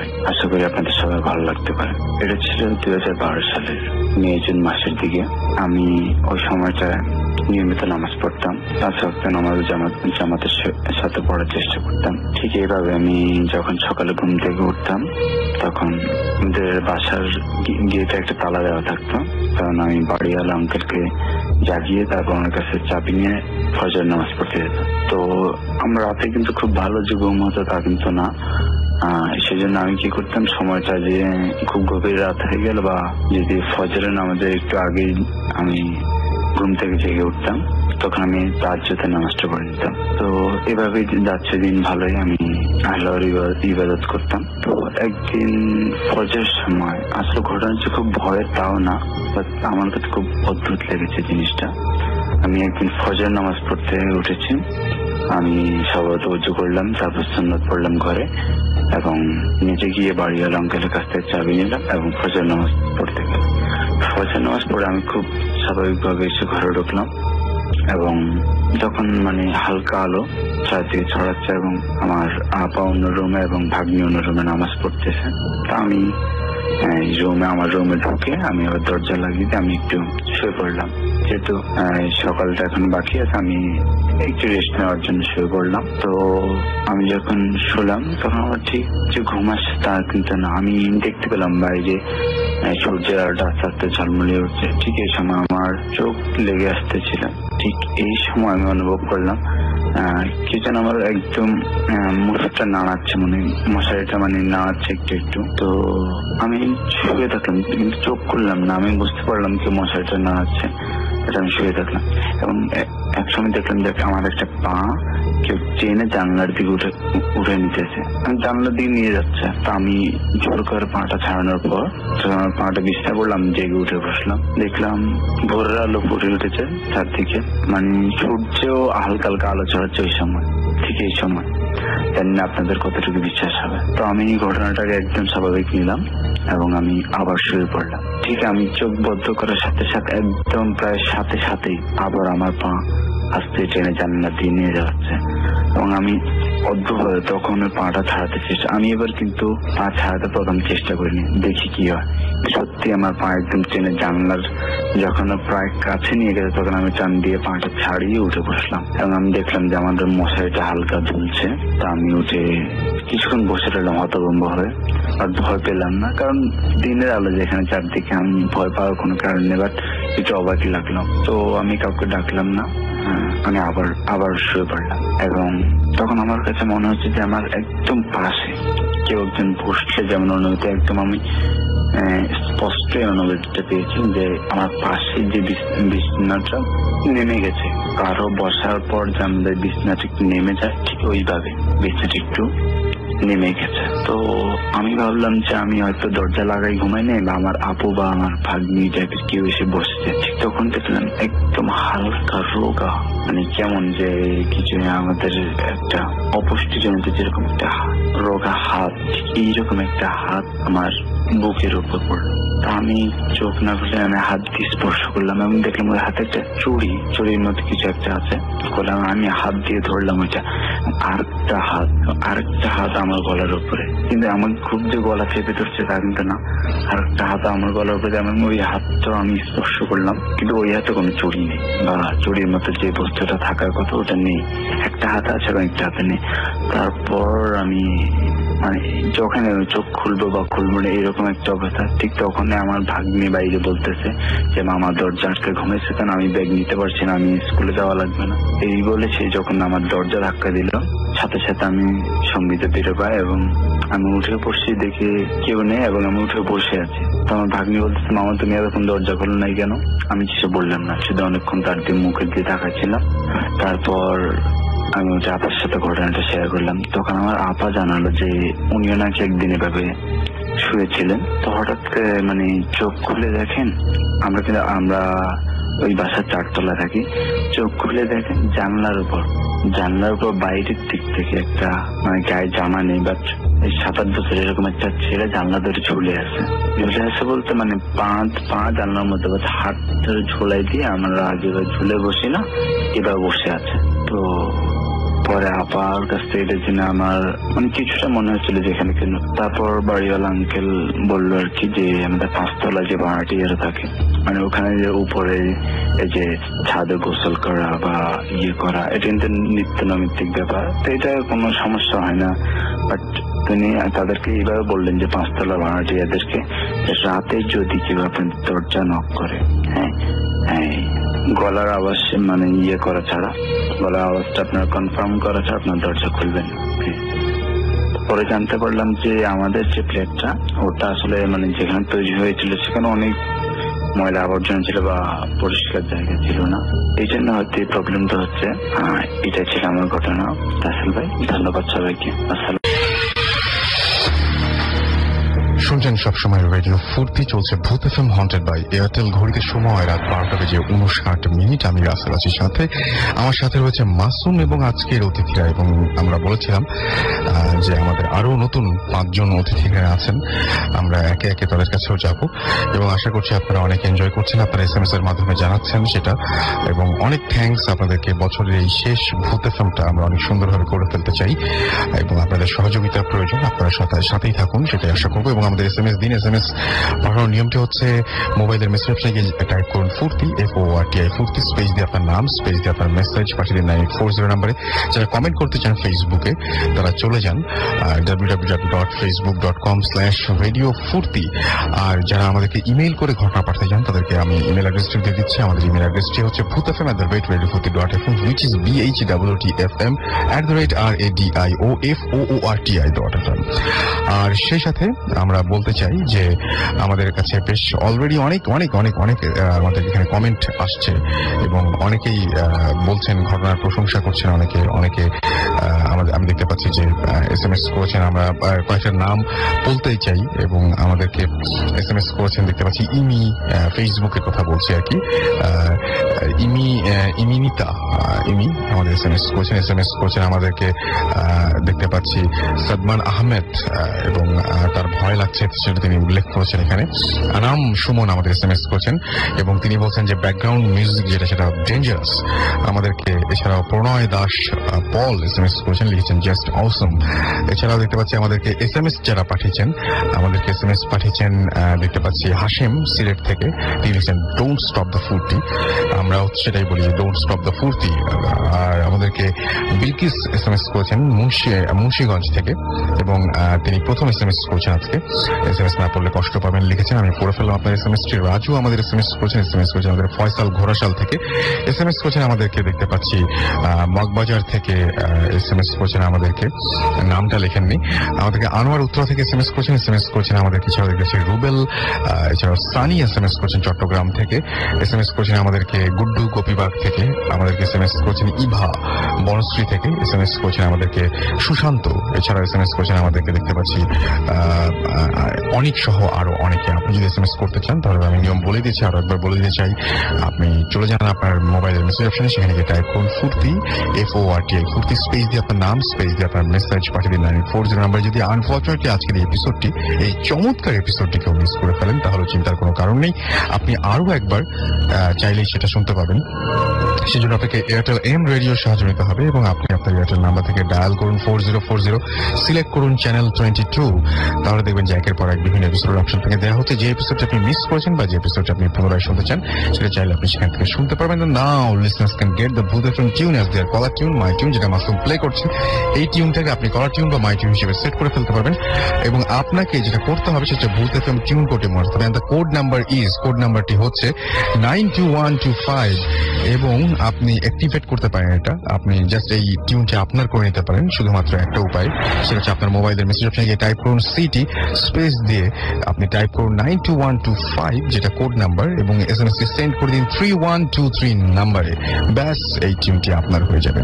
আমরা চলে যাচ্ছি আমাদের প্রথম মানে সেকেন্ড রাউন্ডের প্রথম অতিথির কাছে, এবং আপনার নামটা একটু প্লিজ বলবেন, কোথা থেকে এসেছেন? জি, আমার নাম হলো রাফি, আমি এসেছি বনানী থেকে। ওকে, ফাইন। তো রাফি, আপনার প্রথম ঘটনাটি আমি যতদূর জানি যে দেশের বাইরে, তাই না? জি, দেশের বাইরে। এটা হলো হাওয়াইতে হয়েছে, ইউএসএ তে। ওকে, আমরা শুনি তাহলে ঘটনাটি।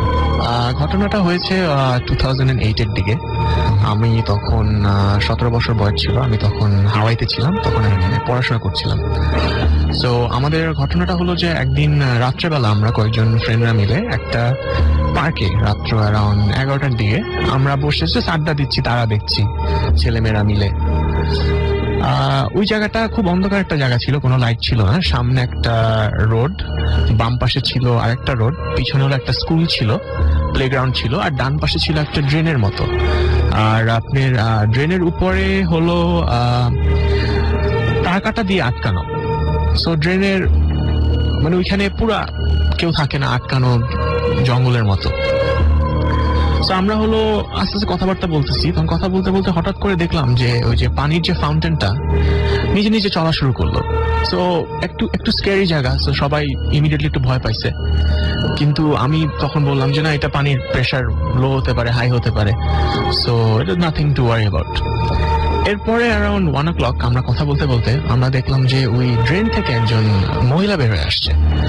সে হলো ভিক্টোরিয়ান স্টাইল যে জামা কাপড় থাকে ওরকম পরা, সাদা কাপড় ছিল। সে ড্রেন থেকে বের হয়ে সে হাঁটা শুরু করেছে। সে এত তাড়াতাড়ি হাঁটছিল যে অনেকটা দেখে মনে হয়েছে যে সে ভাসতেছে আকাশে, এত তাড়াতাড়ি যাচ্ছে।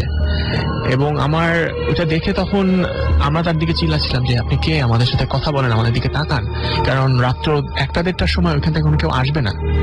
সে দেখলাম যে আমাদের দিকে তাকালো না, সে জাস্ট তার নিজের মতো গেল।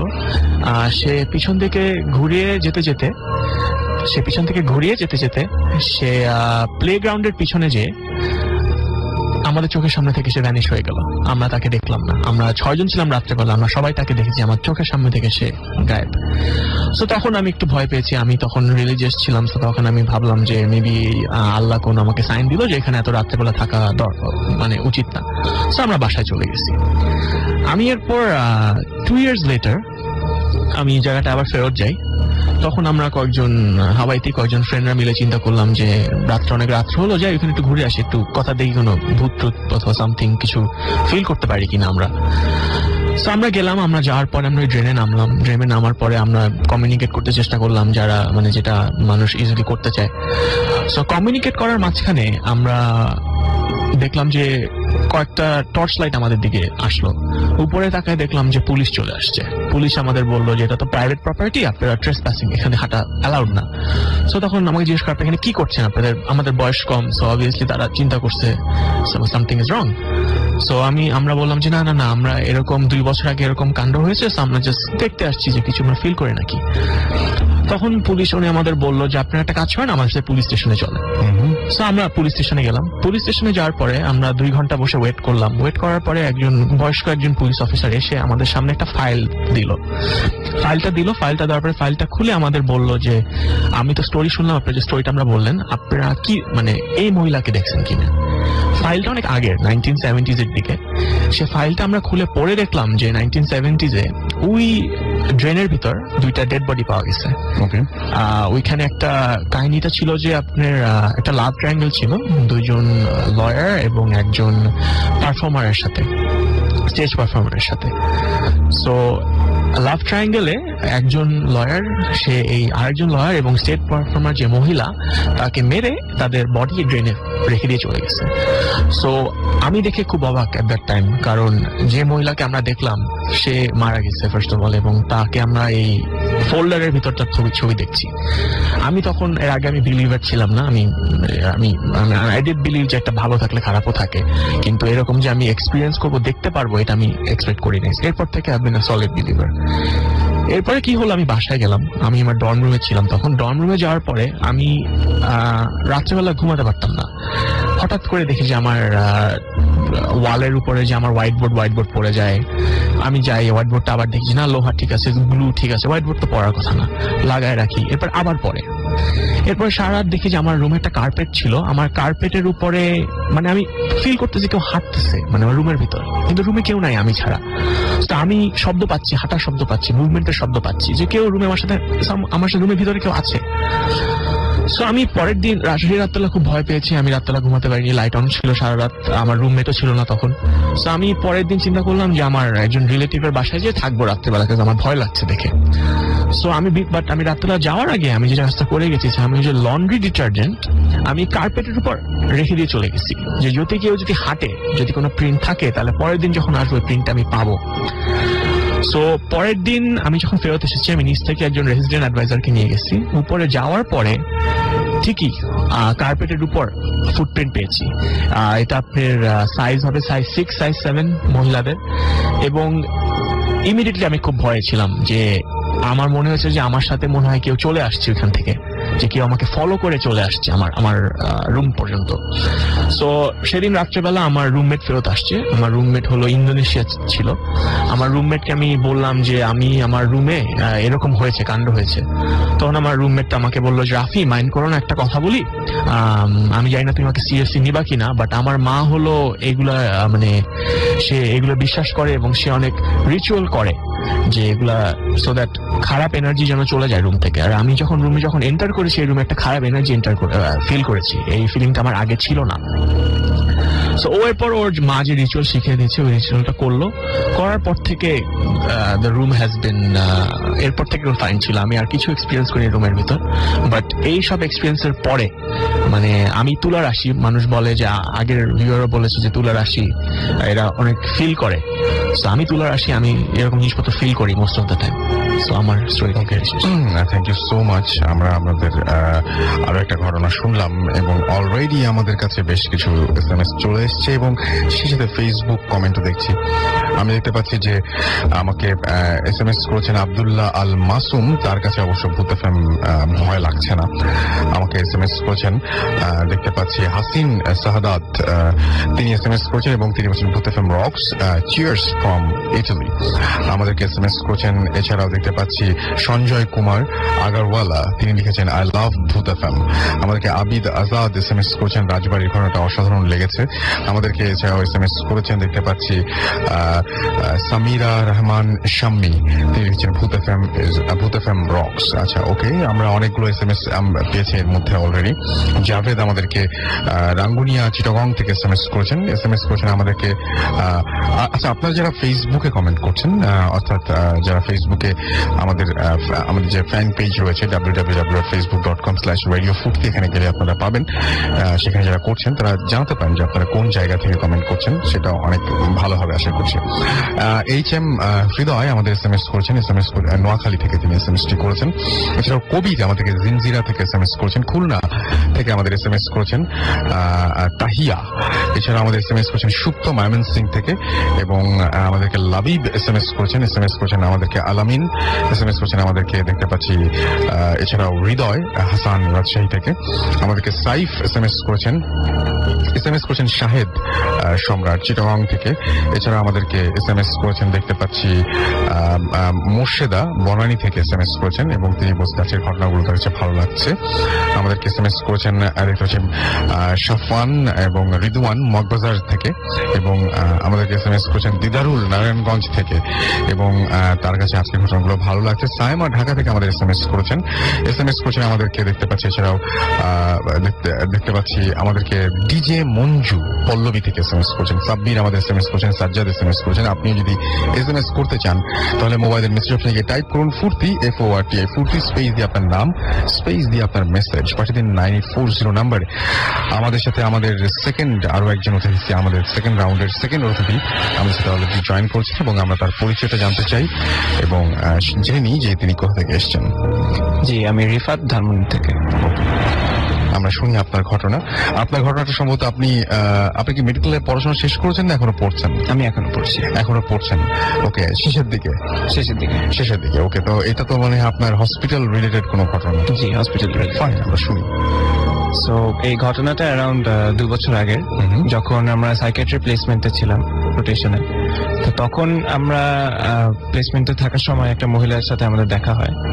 তো মহিলাটাকে আমরা সবসময় আমাদের সাথে যে অ্যাটেন্ডিং ডক্টর ছিল ওদেরকে জিজ্ঞেস করতাম যে মহিলাটার সমস্যা কি।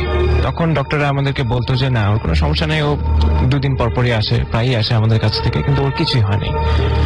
তো আমি নিজেই একদিন ইন্টারেস্ট নিয়ে মহিলাটার কাছে একদিন গেলাম। তো গিয়ে বললাম যে আপু আপনি বলেন আমাকে আপনার সমস্যাটা কি। তো খুব ইন্টারেস্ট নিয়ে সে খুব ফ্রেন্ডলি ভাবে আমার সাথে সে ইন্টারাক্ট করলো, কারণ এখানে কেউ তার কথা শুনতে চায় না, কেউ ওর কথা বিশ্বাস করে না, বলে যে আপনার হাসপাতালে আসার দরকার নেই, আপনি চলে যান। তো আমি বসেই ফার্স্টে যেটা নোটিস করলাম যে একেবারে সে শুকনা, খাওয়া দাওয়া করে না, চোখের একদম কোটরের ভিতর ঢুকে গেছে, এবং ওর হাতে গলায় অনেক মারধর করা হয়েছে তাকে। এরকম মার্কস কিছু থাকে যেটা ওর সাথে অ্যাটেন্ডেন্টরা বলে যে ও নিজেই নিজেকে মারে, কিন্তু উনি এটা ডিনাই করছে। উনি বলে যে না, এগুলো আমি করিনি। তো তাকে জিজ্ঞেস করার পরে সে বললো যে তার ছোটবেলা থেকেই সে অনেক কিছু দেখে, অনেক কিছু শুনে, এবং তার একটা কাজিনও আছে, সেও রাইট নাও থেরাপিতে আছে। তার মামারও নাকি এরকম হিস্ট্রি ছিল, এবং অনেক আগে থেকে অনেকে তাকে বলতো যে এই ফ্যামিলিটা অলক্ষী, ওদের আশেপাশে যাওয়াটা ঠিক না, ওদের ক্লোজ কেউ থাকতে চায় না কোনো সময়। তো ও গত 5-6 বছর ধরেই রেগুলারলি আসতেছে সে আমাদের মেডিকেলে, কিন্তু কখনোই মানে কোনো প্রপার ট্রিটমেন্ট ওকে ডায়াগনোসও করা হয় না ওভাবে, কারণ সে সবাই বলে যে পাগল, তো নিজে বলতে আসে না কখনো যে আমি পাগল।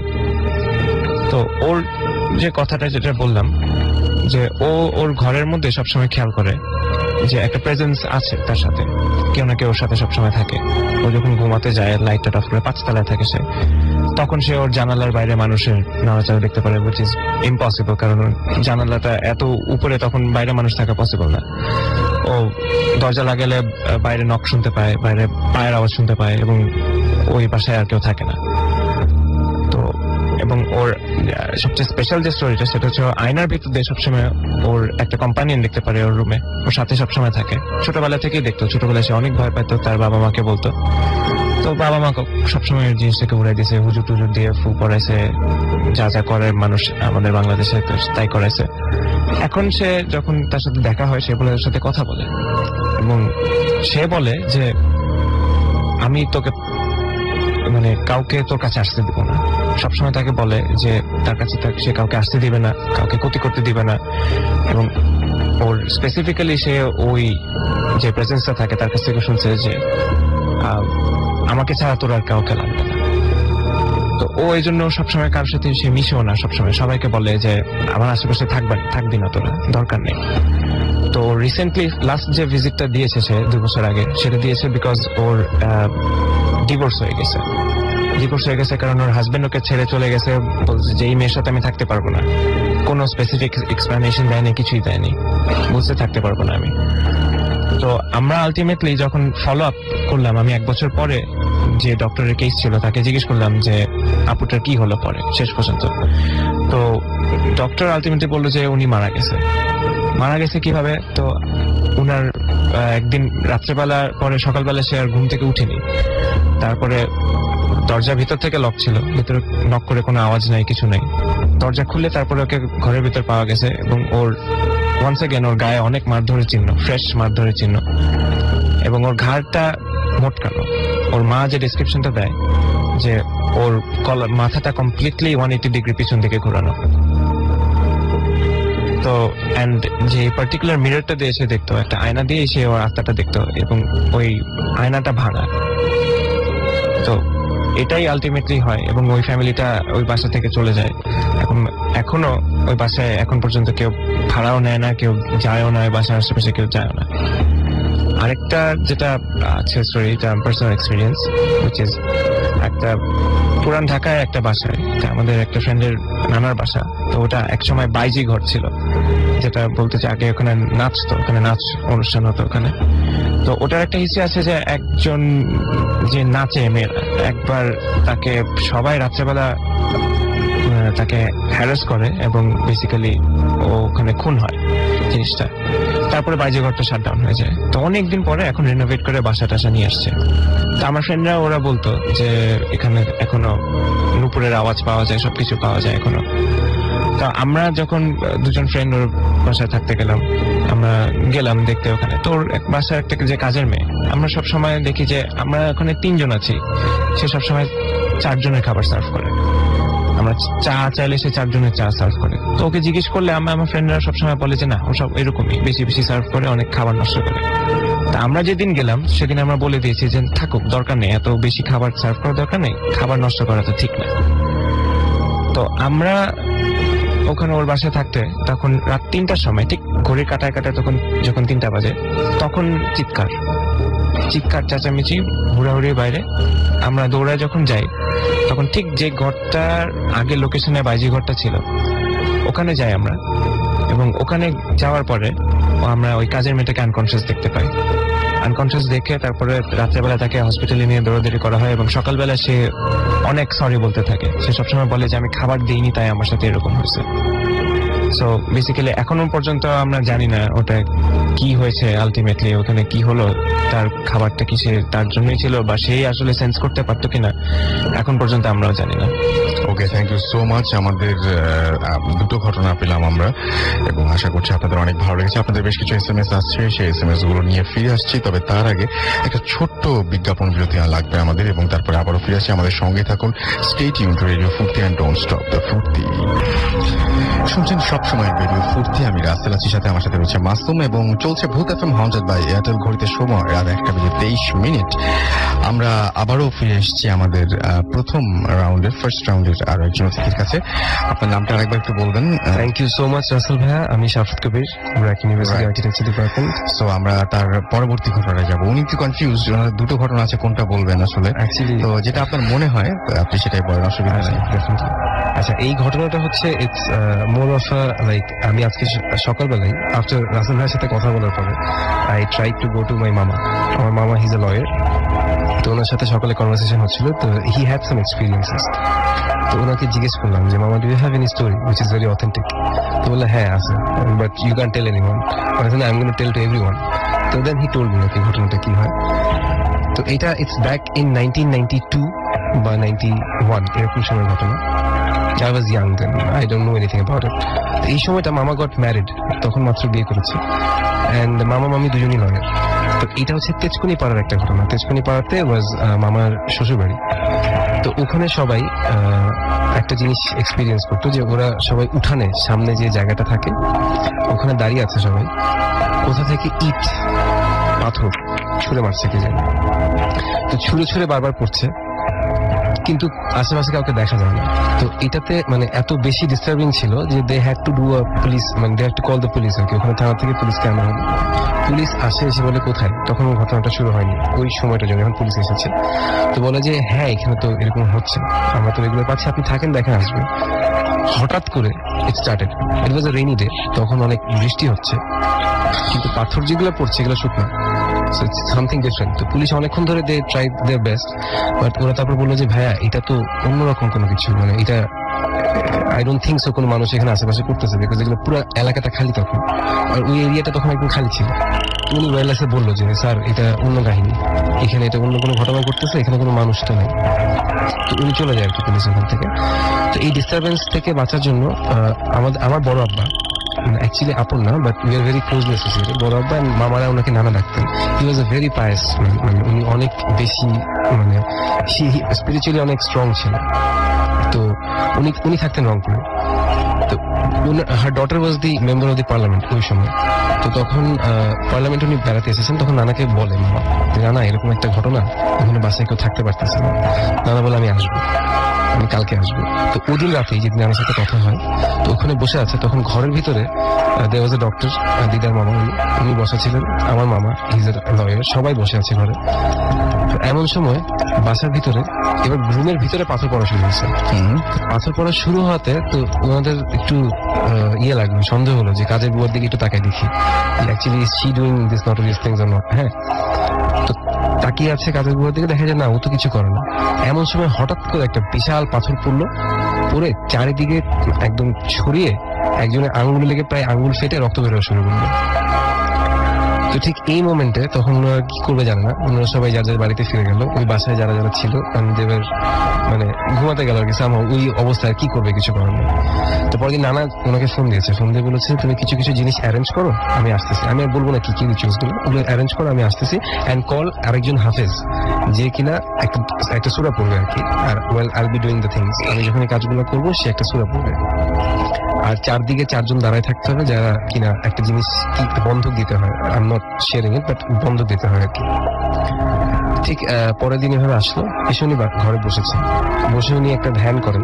ধ্যান করার মধ্য দিয়ে উনি হঠাৎ করে উঠে গেলেন, উঠে বাড়ির বাইরে এসে বলে না আমি আরেকদিন আসবো। সবাই কনফিউজড, ওনার জন্য সবাই বসেছিলেন, উনি হঠাৎ করে উঠে চলে যাচ্ছেন। হি ওয়াজ দি ওনলি এক্সপেকটেশন, বলে না আমি আরেকদিন আসবো। উনি না বলেই বের হয়ে গেছে যে কবে আসবেন।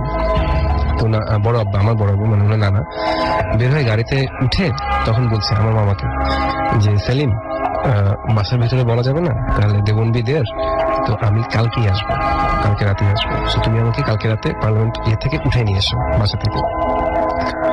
তো তেমনই হইলো, সবভাবে অ্যারেঞ্জ করা হলো। তো আসছে উনি, আসার পরে উনি বাসায় ঢুকে সবার গা বন্ধ করে দিয়েছে, মানে সবাইকে একদম সুরা টুরা পুরে, কারণ এরকম টাইমে নাকি এরা সব দৌড়াদৌড়ি করে, অ্যান্ড অনেকে এটা স্ল্যাপ জোরে জোরে থাকলে অসুস্থ হয়ে যায়। এরকম সময় উনি যখন দোয়া মানে শুরু করেছে ওনার দোয়া সবকিছু, ওখান থেকে ওই যে হাফেজ এসেছেন উনি সূরা পড়ছেন। তো উনি বাইরে, এবার বাইরে যেখানে পাথরগুলো পড়ে উঠানের ওখানে এসে বসেছে। ওখানে এটা হচ্ছে বাংলো টাইপের তখনকার বাসা, মানে হাফ ব্রিক হাফ মানে ইয়ে করা আর কি, ছন দিয়ে করা। তো বাইরে বসেছে, বসার পর ওখানে অনেক কাঁঠাল গাছ, আম গাছ এবং নানান রকমের গাছ ছিল আর কি। তো যখন পড়া শুরু করেছে তখন এই গাছগুলা বাড়ি দেওয়া শুরু করছে, মানে একটার সাথে মনে হচ্ছে এটা বাড়ি খাচ্ছে, সব কাঁপছে। বাসার ভিতরে কি জানি চিকা থাকে না, চিকার মতো এরকম অনেক কিছু দৌড়াদৌড়ি করতেছেন, মানে একটা মানে ইট ওয়াজ আ ভেরি ব্যাড ফিলিং আর কি। তো মামা ইজ মানে আমি জানি হি ইজ একটু ভীতু টাইপের আর কি। তো হি ট্রাই টু রান, মানে ভয় পেয়ে গেছে একটা সময়, আমি দৌড় দিই, তখন ওনার হাত ধরে ফেলছে না, বলছে ভুলো এই কাজ করো না, দৌড় দেওয়ার আগেই, তাহলে কিন্তু থাপ্পড় খাবা, আর তখন ওটা খেয়ে গেলে তখন খুব বাজে অবস্থা হয়ে যাবে, এগুলো করো না, তুমি থামো বসো। তো বলেছিল যখনই ওই হাফিজের দোয়া পড়াটা শেষ হবে ওই মুহূর্তে ওই হাফিজ আজান দিবে, আজান দেওয়ার সাথে সাথে ওই জিনিসগুলো পুঁতে ফেলতে হবে। ঠিক এমন সময় শেষ হলো, শেষ হওয়ার সাথে সাথে হাফিজ ওরা সবাই পুঁতে ফেললো এবং পুরা বাসাটা মানে যে একদম তোলপাল, মানে চারিদিকে বাড়ি বাড়ি খাচ্ছে, সবকিছু হচ্ছে, এগুলো সব থেমে গেল, একদম স্টপ। তো তখন সবাই বললো হ্যাঁ আপনাদের বাসায় এখন আর কোনো ঝামেলা হবে না। নানা বললেন তো ঠিক আছে, তাহলে আপনারা থাকেন, এভাবেই থাকুন, that house is now very free from all this things, আপনারা সমস্যা নেই। তো বলে যখন গাড়িতে করে মামা ওনাকে বাসায় নামায়, মামা বাসায় যাবে। তো মামা বাসায় যাওয়ার আগে ওনাকে যখন নামিয়েছে উনি বলছে তুমি একটু সাবধানে যাও সেলিম, তুমি একটু সাবধানে যাও, বিকজ পরে বলবো আমি তোমাকে, তুমি সাবধানে গাড়ি আস্তে আস্তে চালাও, কেন বলতেছি আমি তোমাকে পরে বলবো। তো আমার আস্তে আস্তে আস্তে আস্তে গাড়ি চালা যাচ্ছে, প্রায় 7-8 মিনিট 10 মিনিট পরে পুরো বাসার কাছাকাছি, প্রায় খুব একটা দূরে না, হয়তো 3 কিলোমিটার দূরে বাসা, টাপ করে গাড়ির উপরে, ডাটসন তখনকার সময় গাড়িটা লোহার ওই যে ডাটসন গুলো ছিল, টাস করে একটা বাড়ি হলো উপরে, মানে বাড়ি খেয়ে মনে হলো গাড়িটাকে কিন্তু উল্টাই ফেলতে দিচ্ছে। I was very scared, he was মানে ভেরি ভেরি scared, মানে এত জোরে বাড়ি দিয়েছে আর এমন করতেছে গাড়িটা, মানে he somehow manage to go home. এরপরের ঘটনাটা হয়নি। পরদিন সকালে যখন আমার প্রায় 10 o'clock he got a call, নানা ফোন দিয়ে বলছে যে বেঁচে গেছো, অসুবিধা হয়নি, ঠিক আছে বেঁচে গেছো, অসুবিধা হয়নি, সো ইনশাল্লাহ এটা কোনো সমস্যা করবে না তোমাদেরকে, হোপফুলি। আর এটাই এখানেই শেষ করছি আমি। থ্যাংক ইউ সো মাচ আসল ভাইয়া, ইউ আর মোস্ট ওয়েলকাম। আমরা পরে আরেকটা ঘটনা শুনলাম এবং তারপরে আমরা চলে যাব আমাদের পরবর্তী ঘটনায়, এবং আমাদের মধ্যে আবারও জয়েন করছেন এই মুহূর্তে। আপনার নামটা একটু প্লিজ বলবেন, কোথা থেকে এসেছেন? আমি ইফরাজ, আমি আসছি বেলিরোড থেকে। ওকে, আমরা ঘটনায় চলে যাই। বেসিক্যালি ঘটনাটা হলো ইট ওয়াজ ব্যাক ইন 2007 or 2008। আমি আমার কাজিনের বাসায় গিয়েছিলাম। সো রাতের বেলা সে ফোনে কথা বলছিল, আর বেশ সামার টাইম ছিল। তো আমি ভাবলাম যে ভালো বাতাস হচ্ছে বাইরে, আমি ওকে বললাম যে আমি যাই ছাদে থেকে ঘুরে আসি। তখন বাজে 2:30 কি 3টা এরকম টাইম হবে। সো আমি গেলাম ছাদে। ছাদে গিয়ে আমি একটা কর্নারে গিয়ে অনেকক্ষণ ধরে দাঁড়ায়, লাইক আমি দেখলাম ভালো বাতাস আসতেছে, ইট ওয়াজ গুড। হঠাৎ করে আমি একটা খুব ডিপ একটা ভয়েসের হামিং সাউন্ড শুনলাম।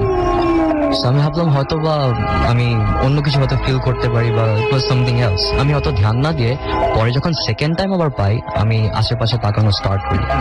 তখন আরেক কর্নার থেকে দেখলাম একটা গাছ, আর গাছে আমি একটা ক্যারেক্টারাইজেশন দেখলাম, যে একটা ফিগার খুবই কালো, আর এমন মনে হচ্ছে যে পুরা বডি তার লোমে ভরা। সো আমি না ঠিক তখন বুঝতে পারলাম না যে এটাকে আমি হ্যালুসিনেট করছি আর এটাকে আমি রিয়েলে দেখছি। সো যেটা হলো, আমি অত বেশি পাত্তা না দিয়ে আমি আবার একা একা দাঁড়ায় আমি গান টান শুনে থাকলাম। তো পরে দিয়ে আমি যখন মাথার মধ্যে আমার খেয়াল আসলো যে না আবার দেখা দরকার জিনিসটা, আমি ভালো মতো তাকায় দেখলাম। আমি যখন ভালো মতো দেখলাম, দেখি জিনিসটা হাত পা নাড়াচ্ছে, মানে ইট ওয়াজ ভেরি স্ক্যারি। সো পরে আমি করলাম কি, জিনিসটা যেহেতু ইট ওয়াজ দ্য ফার্স্ট টাইম এরকম কোনো কিছু আমি দেখলাম, আমি পরে ডিসাইড করলাম যে আমি নিচে নামা যাওয়াটাই বেটার হবে। নিচে নেমে গিয়ে আমি কাজিনকে বলবো, তখন থেকে আমার কাজিন ঘুম। সো পরে সকালবেলা উঠে আমি কাজিনকে বললাম যে তোদের ছাদে আমি এরকম একটা জিনিস দেখলাম, তোর কি কোনো সময় এরকম কিছু দেখছিস নাকি? তখন আমার কাজিন বললো যে আমাদের বাসায় এরকম অনেক প্যারানর্মাল জিনিস হয়, এরকম অনেক অ্যাক্টিভিটিস দেখা যায়, বাট আমরা কোনো সময় জিনিসটার অ্যাকচুয়ালি কোনখান থেকে জিনিসটা আসছে বা কেন হচ্ছে কোনোদিন খুঁজে পাইনি। সো পরে আমরা কথা বলতে বলতে আমরা সিঁড়ি দিয়ে নিচে নামতেছিলাম, তখন তাদের বাসার একটা বুড়া কেয়ারটেকার ছিল। আমরা ভাবলাম তাকে জিজ্ঞেস করি যে ছাদে আপনাদের এরকম কোনো কিছু হয়েছিল নাকি? সো বুড়া কেয়ারটেকারটা সেদিন বললো যে অ্যাকচুয়ালি যে গাছটা থেকে এই জিনিসটা দেখা গিয়েছে, গাছটার নিচে ছিল একটা কবর, আর ওই জায়গাটাতে পিছনের বিল্ডিং এর পেছনের জায়গাটাতে কোনোদিন কাউকে যেতে দেওয়া হতো না, জাস্ট বিকজ খালি ল্যান্ডলর্ড আর ওই সাইডের মানুষরাই জানতো এই জায়গাটার মধ্যে কবর, এই কারণে এটা রেস্ট্রিক্টেড একটা প্লেস ছিল। আর কবরটা ছিল হলো কি, বাসাটা যখন কনস্ট্রাক্টেড হয় তখনকার সময় একটা লেবার সুসাইড করে। এখন কি কারণে সুসাইড করে তা কেউ জানে না। সো এটা যেহেতু পরে অন্য কোনো পুলিশ কেস যেন না হয়ে যায়, দ্যাটস ওয়াই ওই রিজনটাতেই তাকে ওই জায়গাটাতে কবর দিয়ে একটা গাছ দিয়ে দেওয়া হয়েছে, যেন গাছের জায়গা তো আর কেউ যাবে না। গাছটা বেসিক্যালি কৃষ্ণচূড়া গাছ মেবি। তো পরে দিয়ে দারোয়ানটা বললো যে এই বিল্ডিং এ এরকম অনেক কিছু হয়ে থাকে। পরে কাজিনরা বাসা ছেড়ে দিল, এরপরে দ্যাটস দ্য স্টোরি। ওকে, আমরা নেক্সট ঘটনায় চলে যাই। আমাদের হাতের সময় বেশ কমে আসছে এখন। আমরা নেক্সট আমাদের যে অতিথি আছেন তার সাথে একটু পরিচিত হই। আপনি প্লিজ বলবেন যে আপনার নাম কি এবং আপনি কোথা থেকে এসেছেন? আমার নাম আলবিন ইসলাম নাফি, আমি মোহাম্মদপুর থেকে এসেছি। ওকে, আমরা ঘটনায় চলে যাই। আচ্ছা, ঘটনাটা বলার আগে আমার আসলে এই ঘটনাটা দিয়েই আসলে আমার মানে অন্য কিছুতে বিশ্বাস, মানে যেগুলাকে বর্ণনা দিতে পারে না জগৎ, সেই জিনিসগুলোর উপর বিশ্বাস আসলে এই ঘটনার পর থেকে। জিনিসটা হয়েছিল আমার এক বন্ধুর বাসায়। একদিন সন্ধ্যাবেলা, ওর বাসার আগে ব্যাকগ্রাউন্ড ইনফরমেশনটা দিই। ওর বাসাটা হয়েছে মাজার রোডে, মিরপুর, এবং আমি যতটুকু শুনেছি যে ওর বাসার নিচে গণকবর ছিল এবং ওইটার উপর ঢালাই দিয়ে ওটার উপর বাড়ি তুলেছে।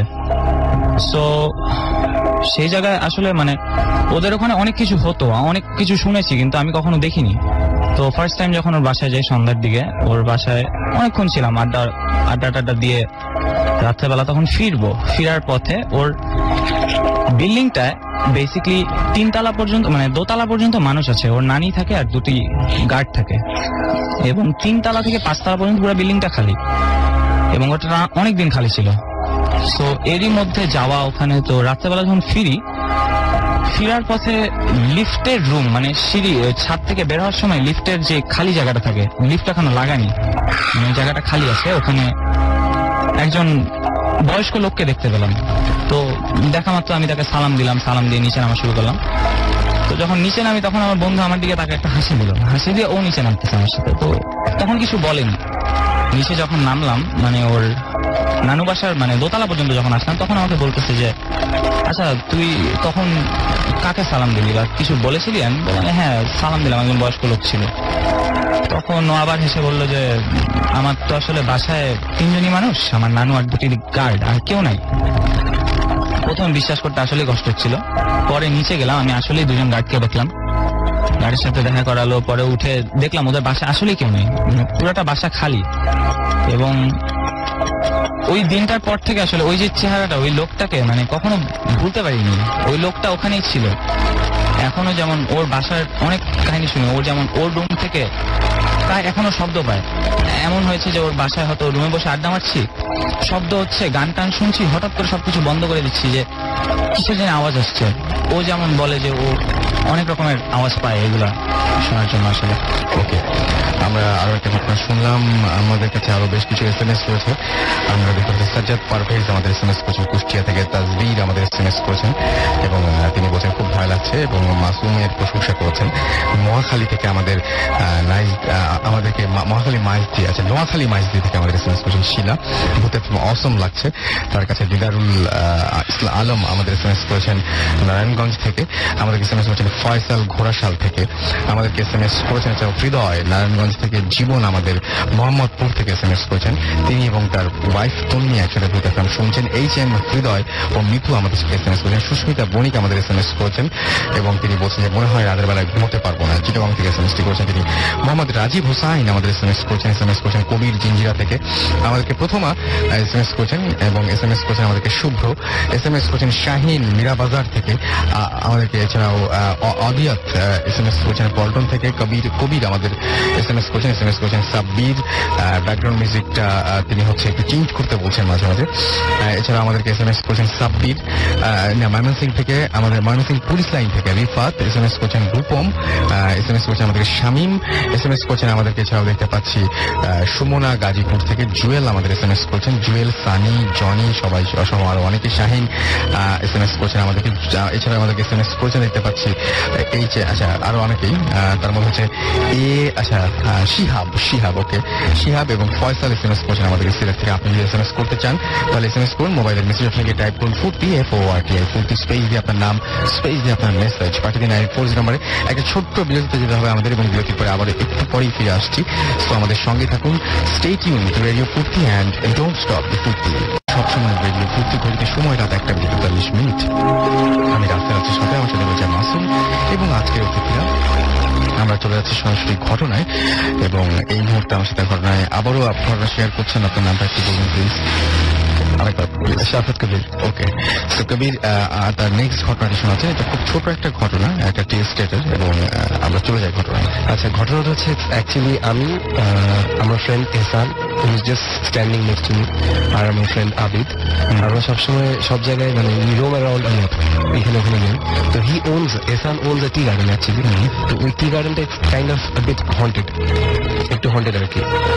আমি এটা জানতাম না।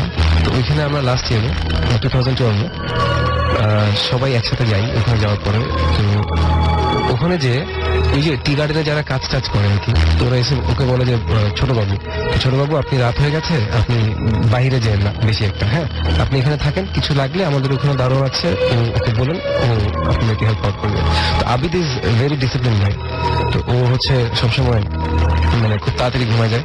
তো আশা করে বলে আমার এখন আড্ডা মারার কোনো ইচ্ছা নেই, আমি ঘুমাতে গেলাম। তো ও ঘুমায় যায়। আমি আর এহসান বাইরে বসে একটা বড় একটা বাংলো, তো বাংলো বসে গল্প করতেছি। তো আমরা অ্যাকচুয়ালি ভৌতিক কোনো গল্প করতেছি না, এমন কোনো গল্প করতেছি না, জাস্ট র্যান্ডম চ্যাট। তো হঠাৎ করে দেখি একটা কান্নার শব্দ পাওয়া যাচ্ছে। তো জাস্ট কান্নার শব্দটা অনেকক্ষণ ধরে পাচ্ছিলাম দেখে ইট ওয়াজ ভেরি ইরিটেটিং। হ্যাঁ, কে কাঁদতেছে এত রাতে, এখানে থেকে কাঁদার কথা না। তারপরে আমি আর এহসান একটু সামনে হেঁটে যাই, যে জাস্ট যেখানে টি গার্ডেনটা শুরু হয়ে গেছে রাস্তার পরে, ওখান থেকে শব্দটা আসতেছে। তো যে একটু কাছে যাই, আর কেউ কাঁদে না। আবার ঘুরে দেখি যে কোনো শব্দ নেই। তো আবার ঘুরে দেখে আবার কাঁদছে, মানে একটা ডিফারেন্ট একটা এনভায়রনমেন্ট, ভেরি মানে আনইজি একটা ফিলিং হচ্ছিল।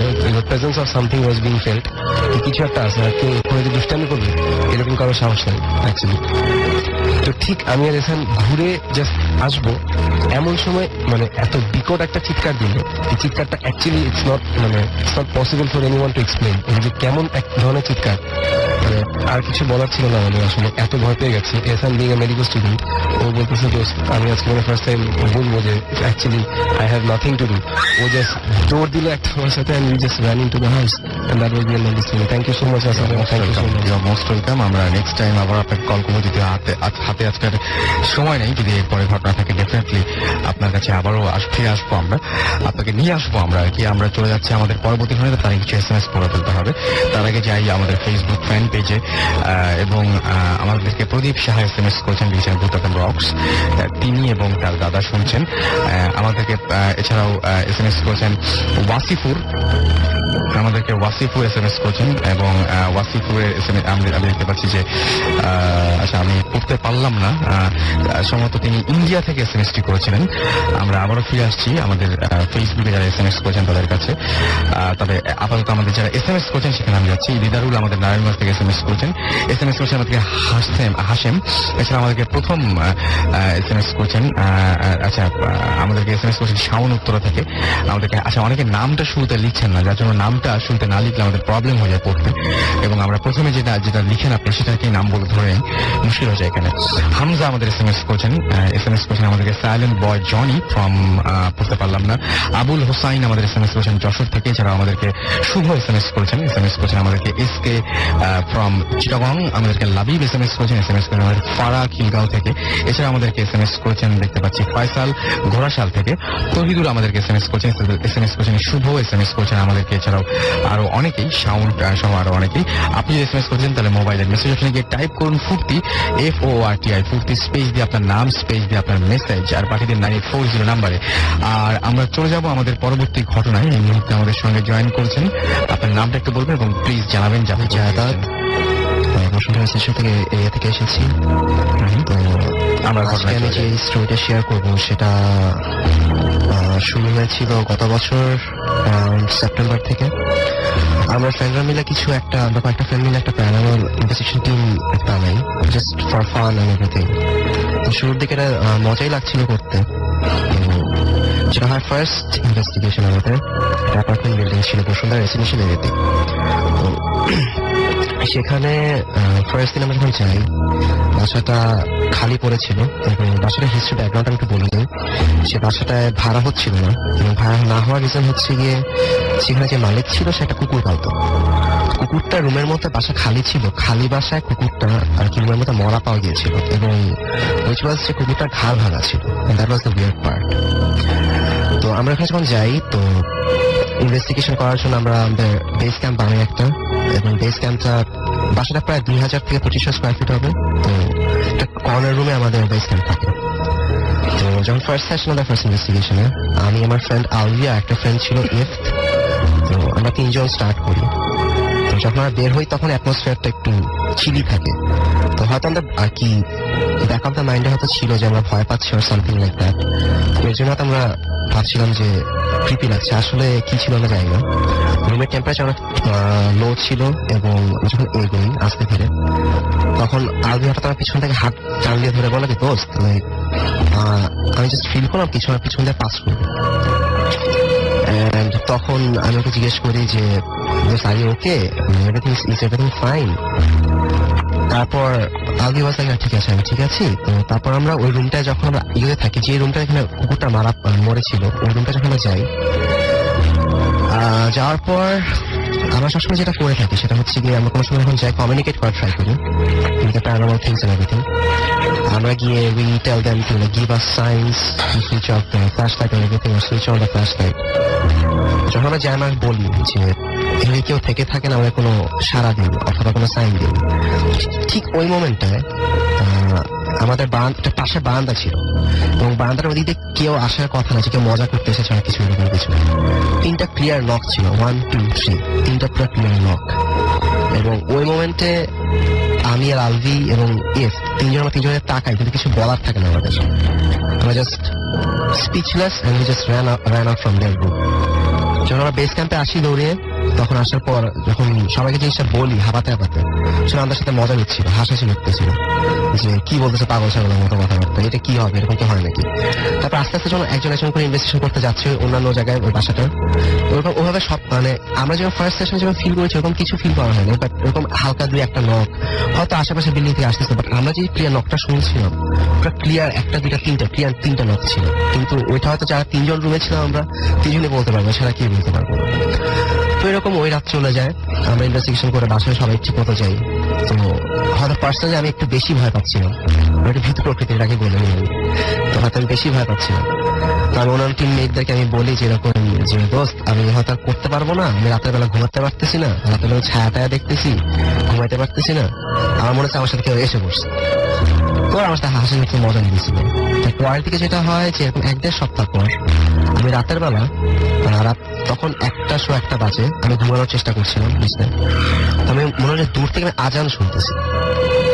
তো আমি যখন বিছানা থেকে বালিশে মাথা তুলি মনে হচ্ছে আজানটা আর কি নাই, মানে ক্লিয়ার না। যখন মাথায় আবার বালিশে ঘুমানোর ট্রাই করে আরো ক্লিয়ারলি শুনতেছি। ঘুম থেকে উঠে আমি আমার একটা ফ্রেন্ড আছে রাফি, আমার টিমমেটই, ওকে ফোন দিই। ফোন দেওয়ার পর ফোন দেওয়ার বেলা হাসাহাসি করছি কি বলতেছিস তুই, ভুল ঘুম আর কিছু। তোর কথা শুনে আমি ঘুমায় পড়লাম, সাহস পেলাম ঠিক আছে হয়তো আমার নিজেরই ভুল, তোর থেকে শুনতে পারলাম আওয়াজ আসতে পারে, আচার মনে হচ্ছে আমার কাছে। ঠিক আর পরের দিন রাতের বেলা সেম কাহিনী, ঠিক সেম টাইমিং, 1:30।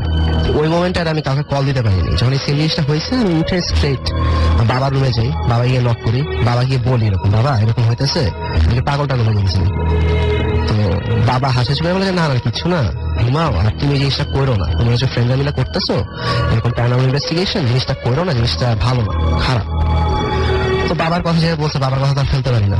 তো ফ্রেন্ডদেরকে বললাম যে আমি করতে পারবো জিনিসটা। তো তারপর ফ্রেন্ডরা বলা ঠিক আছে, ফ্রেন্ডরা তো শুরুতে একটু রাগ করেছিল আমার উপর।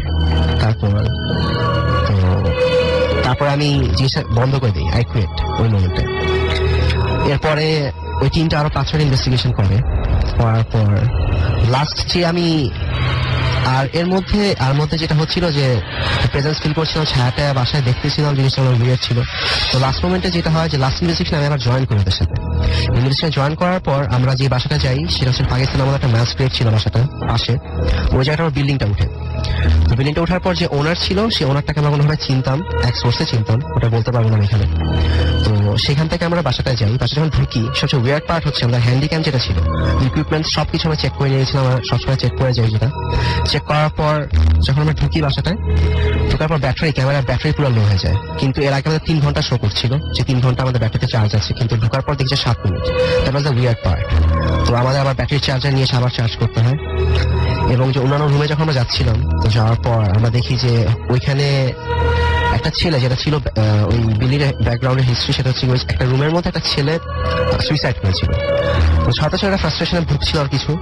তো সে ওয়ালের মধ্যে সব স্যাটানিক কথাবার্তা লেখা ছিল, সে আল্লাহ বিশ্বাসী ছিল না, সব উল্টাপাল্টা কথাবার্তা লেখা।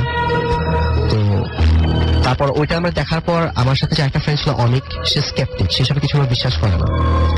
তো সে আমাকে বলে যে এসব কিছু হয় না, বাদ দে। তো আমি জাস্ট আমার ভুলে যাই জিনিসটা। তো সবচেয়ে উইয়ার্ড পার্ট ছিল ওই ইনভেস্টিগেশন লাস্ট মোমেন্ট আমাদের, সেটা হচ্ছে গিয়ে যে আমার সামনে আমার আর 5 জন টিমমেট, আমার পিছিয়ে কেউ নেই, আমার আশেপাশে কেউ নেই, ডানে বামে কেউ নেই, আমার হাতে handycam, I was the cameraman at that time. এবং ওই মোমেন্টে যখন আমি হাঁটছি, আমার লেফট সাইড থেকে, আমি এখন বলতে গিয়ে আমি আসলে কথা হারিয়ে ফেলছি, সেটা হচ্ছে গিয়ে যে আমার লেফট সাইড থেকে আমার গেঞ্জি করে অনেক জোরে টান দেয় এবং আমি 2 ফিট বা 3 ফিট দূরে গিয়ে উড়ে গিয়ে পড়ি। এবং ওই জিনিসটা অ্যাকচুয়ালি ক্যামেরায় ধরা হয়েছিল, that was actually caught on that tape.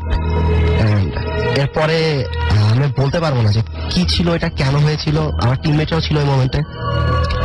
তো that was it, that was my story. Okay, thank you so much. আমরা আসলে একদম শেষ মুহূর্তে পৌঁছে গেছি এবং আমরা দেখতে পাচ্ছি যে আমি যেটা বলছিলাম আর কি, যে অনেকে আপনারা আমাদেরকে SMS করছেন এবং আমি দেখতে পাচ্ছি যে বিবর্ণ স্বপ্ন আমাদের SMS ফেসবুকে কমেন্ট করছেন, আজকে ভূত FM খুব ভালো লাগছে, আজ রাতে আমার ঘুম হবে না, বাসায় একা আছি তাই ভয় লাগছে। এছাড়াও আমি দেখতে পাচ্ছি যে আমাদেরকে SMS করছেন মোহাম্মদ ওয়াসিফুল জামান, রাজবাড়ির ঘটনাটা তার খুব ভালো লেগেছে, তিনি SMS করছেন ইন্ডিয়া থেকে। ওকে, আমাদেরকে এছাড়াও আরো অনেকেই এখানে দেখতে পাই SMS বললাম আমি, কমেন্ট করেছেন। এছাড়া আমাদেরকে প্রদীপ দাস SMS করেছেন, ইমেল এখানে কমেন্ট করেছেন। আর আমাদেরকে SMS তো অনেকেই করছেন এখনো পর্যন্ত, আমি দেখতে পাচ্ছি তোফাইল আমাদের SMS করেছেন আমাদের নিঃশব্দ। এছাড়া আমাদের SMS করেছেন Sourav, don't stop the food লিখেছেন। দিদারুল নারায়ণগঞ্জ থেকে আমাদের SMS করেছেন আবির SMS করেছেন আমাদেরকে। এছাড়াও দেখতে পাচ্ছি সাকিব, ফারাবি, হাসিব পল্টন থেকে, তারা 3 জন ভূত FM শুনছেন। আমাদেরকে হাসিম SMS করেছেন আমাদেরকে দেখতে পাচ্ছি। এছাড়াও আচ্ছা অনেকগুলো SMS করেছেন কবির, এবং সেই বারবার ওই নামটা চলে আসছে আমাদেরকে। এছাড়াও SMS করেছেন দেখতে পাচ্ছি আমি শাওন সহ আরো অনেকে। তো যাই হোক, আজকের হাতে একদমই সময় নেই, আগামী সপ্তাহে আবারও কথা হবে এবং সেই পর্যন্ত আমি জানিয়ে দিই যে আমাদেরকে কিভাবে ঘটনা পাঠাতে হবে, সেটা সবচেয়ে বেশি জরুরি। আমাদের ঘটনা পাঠাতে হবে আমাদের ইমেল অ্যাড্রেসটি মনে রাখুন। আমাদের ইমেল অ্যাড্রেস হচ্ছে bhutfm@radiofurti.fm, which is bhwtfm@radiofurti.fm।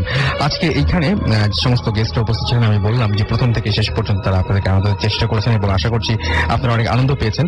এবং এইখানে 8জন ছিলেন, তার মধ্যে ছিলেন রাফি, রিফাত, ইফরাজ, আলভি এবং জায়দাদ। তারা সবাই একসঙ্গে, আপনারা বুঝতেই পারছেন যে সবাই বন্ধু বান্ধব এবং সবাই একসাথে এরকম প্রচন্ড ভয় টয় পান এবং প্যারানর্মাল অ্যাক্টিভিটিসের সাথে জড়িত, সেই জন্য তারা একটা টিম করতে চাচ্ছেন এবং তারা বলছেন যে ঢাকা প্যারানর্মাল সোসাইটি নামে তারা একটা ইনভেস্টিগেশন টিম করবেন এবং তারা এই সমস্ত ব্যাপার নিয়ে বেশ নাড়াচাড়া করতে চাচ্ছেন। তো wish you all the best. আশা করছি যে আপনারা ভালোই হবে। আমরা বলে দিই যে আমাদের ভূত এফএম, আমাদের radio for the dot FM, এখানে আপনি নাম, ঠিকানা এবং ফোন নাম্বার সহ আপনার ঘটনাগুলো পাঠিয়ে দিন এবং শুরুতে যদি আপনি উল্লেখ করেন যে এই ঘটনাটি আপনি এসে এখানে শোনাতে চান নাকি আপনি চান যে আমি পড়ে শোনাই, সেটা আপনি শুরুতে উল্লেখ করলে খুব ভালো হয়। আপনি আমাদেরকে অডিও ক্লিপ পাঠাতে পারেন যদি আপনি দেশের বাইরে থাকেন, ডেফিনেটলি সেটা আমাদের জন্য অনেক সুবিধাজনক হয়। এবং আপনারা অনেকেই দেশের বাইরে থেকে রেগুলার আমাদেরকে ইমেল করছেন এবং অডিও ক্লিপ পাঠাচ্ছেন, থ্যাঙ্কস আপনাদেরকে। আর সেই সাথে আগামী সপ্তাহে আশা করছি নতুন বছরে, যেহেতু নতুন ভূত এফএম, সুতরাং নতুন অতিথিদের নিয়ে আবারও ফিরে আসবো। আর সেই সাথে নতুন বছরের শুভেচ্ছা, অগ্রিম শুভেচ্ছা জানাচ্ছি এখন থেকে, কারণ এটা বছরের শেষ ভূত এফএম। আজকের মতো এখানে শেষ করতে হচ্ছে। সবাই ভালো থাকবেন, সুস্থ থাকবেন, শুনে থাকবেন, মোস্ট ইম্পর্টেন্টলি ফুলতে থাকবেন এবং আমাদের জানাতে ভুলবেন না আজকের এই এপিসোডটি আপনাদের কেমন লেগেছে। আজকের মতো এখানেই টাটা।